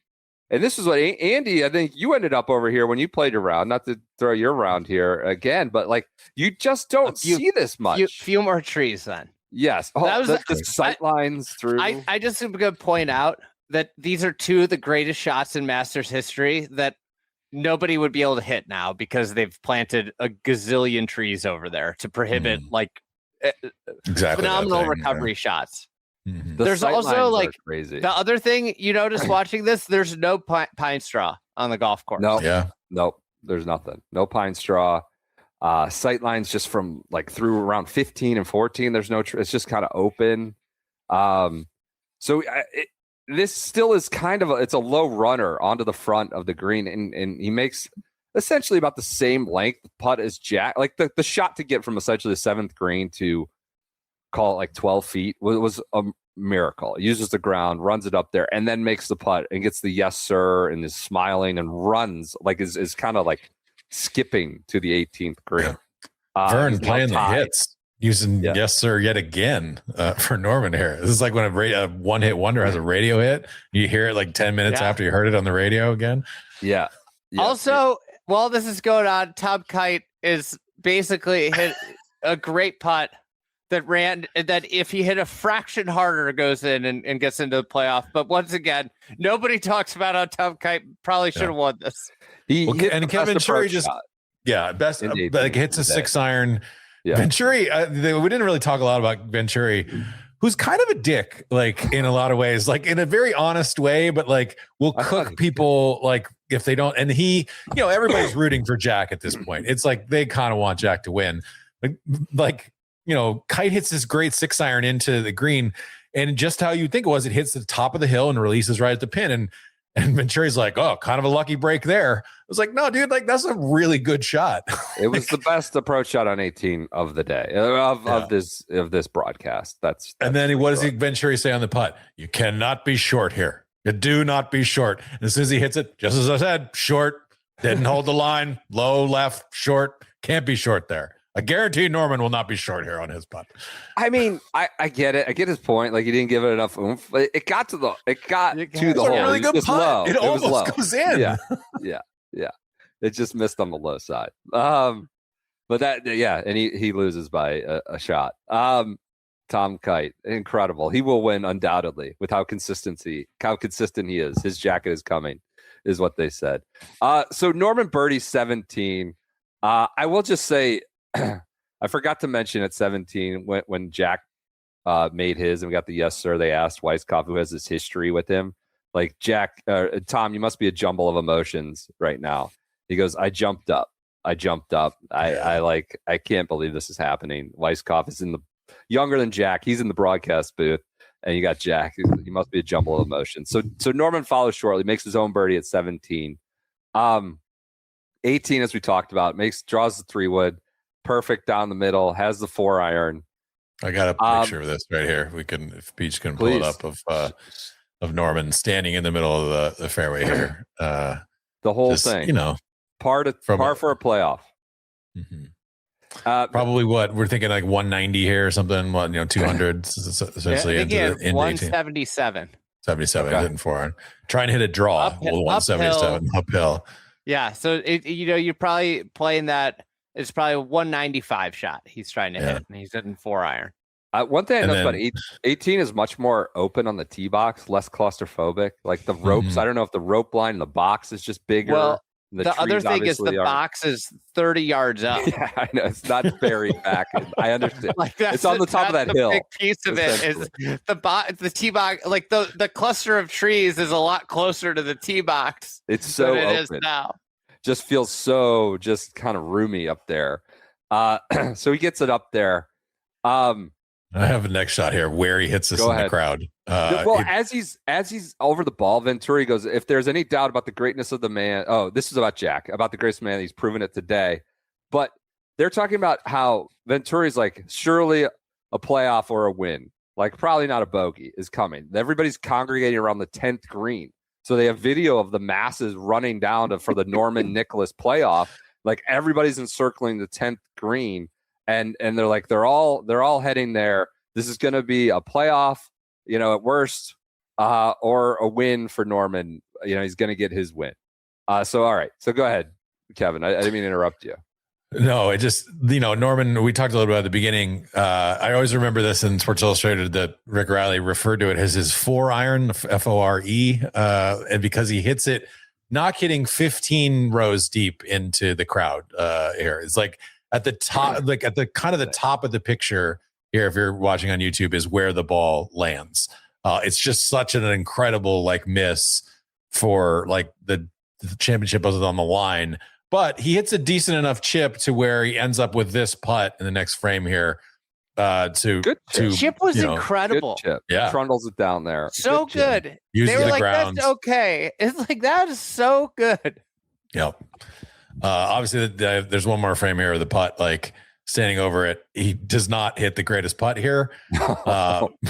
It misses by a good foot on the left or whatever. It's like maybe 8 inches on the left.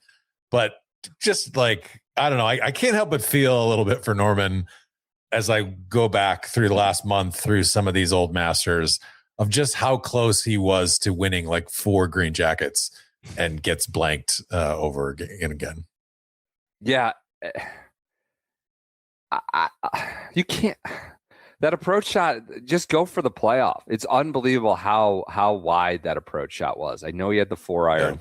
After you just watch what he did on 17, Venturi is like sort of incredulous. He goes, he's watched this for the last 2 hours. He goes, you're not supposed to do these things in golf. What you're watching, you're not supposed to do this. And then we get the other side of the coin of like the very bad with the approach after the recovery for birdie on 17, where he's just miles into the gallery and does the one thing. I honestly, the fact that he had that putt for par was a miracle. I thought the chip was incredible. I thought he was dead and in jail. There's an incredible visual of Norman. They got to clear out like 10 rows. He's so far back. Mm-hmm. And there's all this, because it's Augusta, they probably don't want you to say this, but like detritus, there's water bottles and, like wrappers. And he's standing there and it's taking a while for these people of an advanced age to screw out. He starts kicking these bottles. Like he looks cooked, like resigned. He has his hands on his hips, like looks like he's in jail, seems to appear to have the attitude, body language of someone who's done. Gets to the point where like it's unbelievable how he's just looking around so mad, like I'm done, I'm toast, and kicks a couple like extra leftover items of garbage after like the rows of people have been moved back. And it was after incredible visual. After birdieing 4 in a row, he was thinking, I'm going to birdie this last hole and I'm going to win the freaking Masters with this. I don't recall that this hung on a single putt at the very end with Norman. You see the jack, and this was essentially the same thing as Rory last year on 18, like that tension and death in the air, life or death. Yeah. And it's been reduced to jack and all his charge, which is of course Saurier, but I just don't remember it coming down to the wire. And of course he's in the Jones cabin. I think it was Jones. Maybe it was Eisenhower's cabin. It was a Jones cabin, yeah. Jones, yeah, which is, left to 10 there. And so I have to race him over to the Butler cabin. Which of course I have a good visual here of him walking. I thought it was very funny. The security guard sticking his hand out, trying to get to shake his hand as he's walking. Random and Nicholas does shake his hand. And random people just like running up, walk in. Shake his hand. Whoever that man is who's on, it appears in the video, but just walks in front of the security to shake this guy's hand of the greatest major ever. Like, hopefully has this as some keepsake. It's just Joe Schmo. Kidding. Maybe it's a friend of Nicholas. Kevin, you illuminated this. I think this is one of the greatest early memes. If only social media existed when this was created. I was happy that you gathered this because this was the one asset I wanted to be in here. What's this? Floating head jack. Floating head over jack. 12. Like what an unflattering picture. At the end, he just wins the Masters, wins his 6-screen jacket, and it's like, let's put together the worst looking photo we can of you. If you're listening on the pod, it's a shot of 12 for some reason, and Jack after he made the putt on 17, looking at the sky, which I was alluding to, but it's like his disembodied head is like sort of floating over the bridge. It's 1986 Photoshop capabilities here. Basically. It's kind of like transparent too. So like where Jack's collar is, you can still see through the green and like part of his like shirt and skin on the green. It's a trip. When Norman misses the putt badly, Venturi goes, "That is hard to believe. What a finish. What a finish. My God, what a game." And so they rush Jack. They get him to Butler cabin. You could hear him. Musburger's doing the voiceover he's in the cabin with Horde Hardin, who's the chairman of Augusta National at the time. Horde trying to get like asking questions in the front. Well, he didn't seem ready to ask, but there you can hear Jack kind of rustling in because the audio of this whole day is like You can hear everything in the room and around the hole. It's like this mic's picking up. There's Jack like coming, where's my jacket? Like rustling in to get a seat as Musburger does the voiceover. So they go to Musburger. Never in the history of golf has a more popular champion been crowned. Horde Harden, the chairman, talks about we have two men who have prevailed. Who's the other? Sam Randolph, the low amateur. I mean, he prevailed. He did. Low AM. Do you know how many more Masters Sam Randolph played in? One. Another AM. This was his best. T18 as an AM was pretty good. Was a bona fide pro. No, T36. T36. It was only T18 the year before. Oh, okay. Oh, wow. Okay. T18 was his best Masters finish. A USC Hall of Fame. He finished runner-up the year before in the USAM, then won the USAM to get it. So he played the Masters 2 years in a row as an AM, which is pretty rare. Yeah. They go to Jack. It's been an unusual year for me. I really don't have. I mean, Horde Harden asking Sam Randolph is the biggest sort of total curveball for the moment. Like this all time. What a Masters, the greatest Masters I've ever seen. That Venturi says, and they've got to talk to Sam Randolph. He's like, I'm going to go pro, and it was a great day. I think the question was, how was your day out there? I hope you enjoyed yourself. To Randolph in low AM. Then everyone just wants to hear from Jack. Pretty good. I hope you had a nice day. Jack says it's been an unusual year for me. I really just played awful and started playing well about a week ago. I felt like I could play. I didn't expect to be in position to win. I felt this morning all of a sudden, though, if I shot 66, I thought I'd tie it. If I shot 65, I'd win it. And that's sort of the Masters, right? Like it can happen really fast on a Sunday. Yeah. Of course, you can't shoot back 930s every time. But he's been there. He's like, I haven't had my game, but I wake up on Sunday, and he's like, maybe 66, I can tie it. And 65, maybe I'd win. And that's kind of what happened. He said, I haven't had this much fun in 6 years. He gets emotional talking about Jackie. When they asked him about his spot on 15, I talked to Jackie, and then just the mention of Jackie gets him going and very emotional, and how he hasn't had that much fun in 6 years. Talked about the crowd being deafening and having to wipe tears from his eyes, and like, you got golf to play. You got golf to play when he was walking from like greens to tees as the crowds were firing him up. Gotta say, Andy, I didn't know Jackie was such a good player. They talk about how he won the North-South Amateur. His own right. Great player. He's a great player in his own right. We got a lot of that throughout, which was a special moment. You like the fathers and sons deal was evident throughout. And he's like, I'd heard all about how like I can't win anymore, and I said I'm going to prove them wrong. I wanted to show they were wrong, and an all-time Masters for sure. What else am I leaving off the table here? Anything? Just my one last kind of journalism tidbit here is that Dave Kindred, famous sports writer, works for Washington Post and stuff, didn't attend this Masters. It was like the first one in 20 some years or something he didn't go to because he was attending the wedding of his son. And so all these people were like, oh man, bet you suck that you missed that, whatever. And Nicholas heard about this and wrote Kindred a letter and was like, I just want you to know like how much I admire the decision that you made. Like family is like way more important than anything that I could have ever done. And if you ever want to know like the inside scoop on what happened in 1986, just give me a call. I'll be happy to give you the tale. That's kind amazing. of a cool thing. Andy, you got to run. You got any sign off? Kevin and I can wrap it. You got anything else? All-time Masters was super fun to do it. And I think what gets lost to time is just the gauntlet that he goes through of players to beat. I don't think we'll ever see a leaderboard like that. No. Yeah.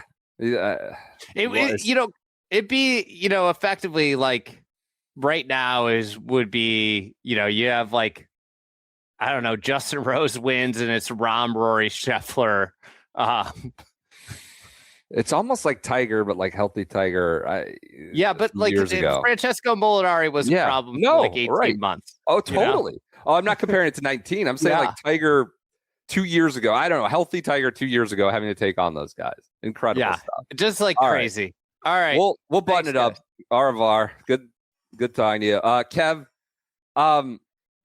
this was fun. This is enjoyable. What other notes you got? I found Jack to be, we tend to think of him as pretty dry, but this was one you hear about from your dad, and you hear about like I wasn't around. I didn't remember, like, to Andy's point, just the amount of people who were coming at him, the amount of people, like Ballesteros was the favorite. Norman was the favorite at the start. Nikki Price was the favorite at the start of the day. Launer's this great defending champ, number one in the world. And Jack's like, people are saying, I was at a USGA dinner like the week before, and they're asking like essentially when you're going to stop playing. So, I'm not playing well, and I'm not going to go out playing poorly. I'm not going to go out playing like embarrassing myself and playing poorly. That's not how I'm going to finish. And then like a week later, he's shooting 30 on the back nine, 65 on Sunday. I don't think it can really be over romanticized, quite frankly, or overhyped. Every sports writer who's ever lived has covered golf has written some version of like, in the day Jack Nicklaus like put you in a time machine and made you forget that we could, you could be forever young. It's funny. I don't have a memory of this. I was born late in 77. And so, I'm 9 years old at this point. I don't have like really any interest in golf, whatever, but I got permission to tell this story. My father, golf fan, my father kind of grew up kind of more blue collar. He was, his father was a history professor, but he also like worked as like a newspaper delivery guy. And like, so my dad, like in college, he worked in a cannery and stuff. He was like he became a lawyer later in life, but he was kind of an aspiring reacher. My mom, her father was a doctor, and they were kind of a bit more, upper crust, at least for Montana's sake or whatever. And my grandfather was a very proper person. He like knew Shakespeare, and he was like, he loved to play cribbage, and he was a more serious person. The 1986 Masters comes along, and they're having, I don't know if it's Easter dinner, because I don't think it's happened on Easter, but it's like around then, it's like a holiday, and my parents are in Great Falls, Montana, and dinner is being served like while the Masters is going on. And my grandparents, who liked golf, certainly didn't think that you would like, skip out on dinner to watch a golf tournament, and certainly didn't grasp that like what Jack Nicklaus winning the Masters would meant. And so my father is like being called to dinner repeatedly while the back nine run is going on. And he's sort of like putting off my prim and proper grandparents, and keeps kind of like making excuses to like go back into the living room and turn the TV on and stuff. And I think my mother was like, from my dad's telling of it, was kind of mortified about the whole thing. And I just love the image of my dad being like, yeah, but like Jack Nicklaus is winning the Masters. Like, sir, can we just like pause the asparagus and lamb that's being served here, and I can go finish up this Masters? So. Pretty good. If there's any doubt about the greatness of this man, Venturi said, there's a Wright Thompson essay that like got me into my first, like when I was going to cover my first Masters, and got me all fired up. I think it was probably about 10 years ago now. Where, about like his dad and, come here, son, Jack Nicklaus is about to win the Masters, and this will be the greatest day or story of your life. And that got me all fired up to go to the Masters. Even though I was 2.5, I was almost 3 years old at the time. My dad was like a big golfer and got into golf caddying, and Nicklaus was from Ohio. Weiskopf was from Cleveland. Like they were, you would hear stories of him like watching this, but that's all I had. Like the first Masters I remember watching, my parents were like kind of the Woozy and Ollie and in the 90s, early 90s. And this one, you just are relying, for me, I'm relying on my dad. So watching it back was like, just trying to think in modern media terms, how this would be covered. Yeah. It would we just self-combust between like the Norman issue, Seve issue, the Seve 15 as the best player in the world at the time. I think I told this when I joined Fried Egg, like Rick Riley's game story about the 86 Masters is kind of a like part of my sports writing origin story. I didn't read it until 10 years after it ran, but I was so like kind of in awe of the way that you could write a game story that good that would make you feel like you were reliving this event. I mean, it wasn't until what was probably 6 years ago or something that the Masters put these things up on the broadcast, I think, on YouTube, where you can watch the full thing. Yeah. Yep. So I didn't watch the full accounting of this until, 2018, 2019. And my recollection or my memories of this are almost all entirely from reading print stories, like of reading that Jenkins story that I alluded to earlier, but he killed more foreigners than Eisenhower. It's just like, so that kind of shows you like how different it was, but how the power of print and what the reason why I became a writer just because those written things are what kind of influenced me to get into this. Yeah. An incredible rewatch, worth the time. It's 3 hours, which can take a while, jump around, get in there, but there's so many, nuggets, so many amusements. The broadcast is just hilarious in and of itself. I'm sure it was, it's 40 years ago. So there's all sorts of different vernacular, different technology. And then the greatest, arguably the greatest major championship of all time. Anything else? Any other amusements, nuggets you want to throw out there? Total strays to unload the notebook. We don't need to end on some sappy Jack quote, but we certainly can. I just to add to Andy's point, one of the great values of watching this are just the worst shots are the worst shots you've ever seen, and there's like a list of 10 of them that you can pick from. Sevy on 15, Pavin, Norman like 4 or 5 times, Lahner. Like it's just you miss bad. So that's another like just interesting part of the watch. So I did like that the broadcast, just one note on the broadcast, went out with a mistake, but with Brent saying there he is hugging Jack and Jackie hugging on the 15th green. He has won the Masters again, and then it goes to fades to black. It's of course on the 18th after they're walking off. It's just there's a lot of that stuff that people modern Twitter would go nuts about. So I mean, I didn't have any other things really, and I mean, I did a ranking of greatest hair because like I had Greg Norman at number 1. Let it fly. All right, Greg Norman, like different best hair. I mean, so back then.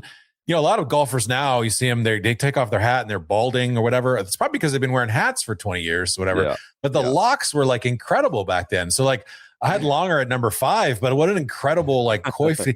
Nick Price's hair is like a perfectly helmet.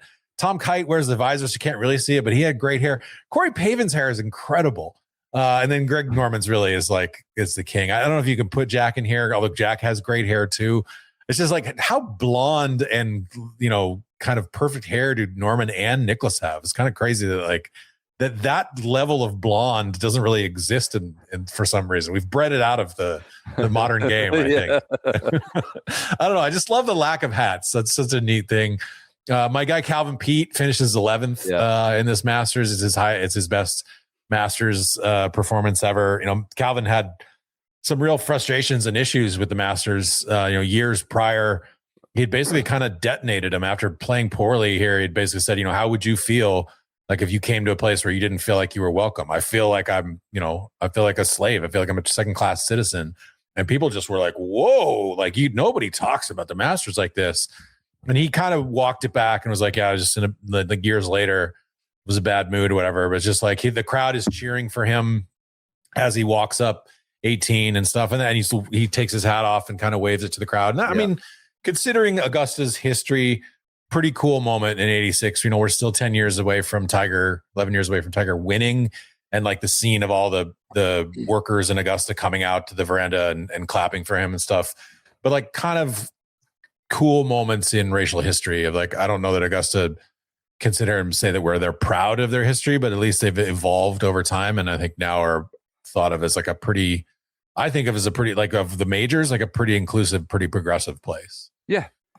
Yep. I think that's a fair point. He was there just one shot, essentially. Pete finishing up on 18, the top 10'd it. The Venturi quote I want to add when Norman's over the ball, he says, "You're looking at a man who wins it outright or goes down the 10th hole in a playoff." Neither of those would happen. So, my gracious, what a day. Had just everything. And I'll close with what he said. Everything seems to happen here. And that was the 86 broadcast. Has never been a greater example of how it all just seems to happen. It felt like we got a similar thing last year in 25. Yep. All right, Kevin, this beefy flashback Friday. Thanks to Mercedes. I mean, my notes are like, I just want to keep going through them. I got 15 pages of notes, but this is fun. We put in the work. Good job. I appreciate you putting in the work. We got to go to the Masters. We're going next week. Excited to get down there. Can't wait. We'll be providing coverage all week on site. Subscribe to the newsletter. Pods obviously will be humming. Can't wait. We have a great contingent. Got some good content coming too. If you're listening to this, there's a big story that we're putting out today. In case we want to hold it back, I'll won't reveal what it is, but big profile of a contender of the Masters, I think. So yeah, excited about that. Hopefully you'll go right from this pod to reading 5,000 words about something that I wrote. So you should. I know people read less and less, but this is worth your time. It's a fabulous piece of writing that you put in the effort for to get you in the mood for next week for the Masters. Can't wait to get down there. We will talk to you guys on Sunday night, Monday morning, probably Sunday night. We'll record Sunday, have the pod up Monday. Andy, who knows, maybe in Indianapolis or something, but we'll be in Augusta next time I'm talking to you. So can't wait to get to it. Thank you guys for listening to this big Flashback Friday edition of Shotgun Start. Talk to you next week.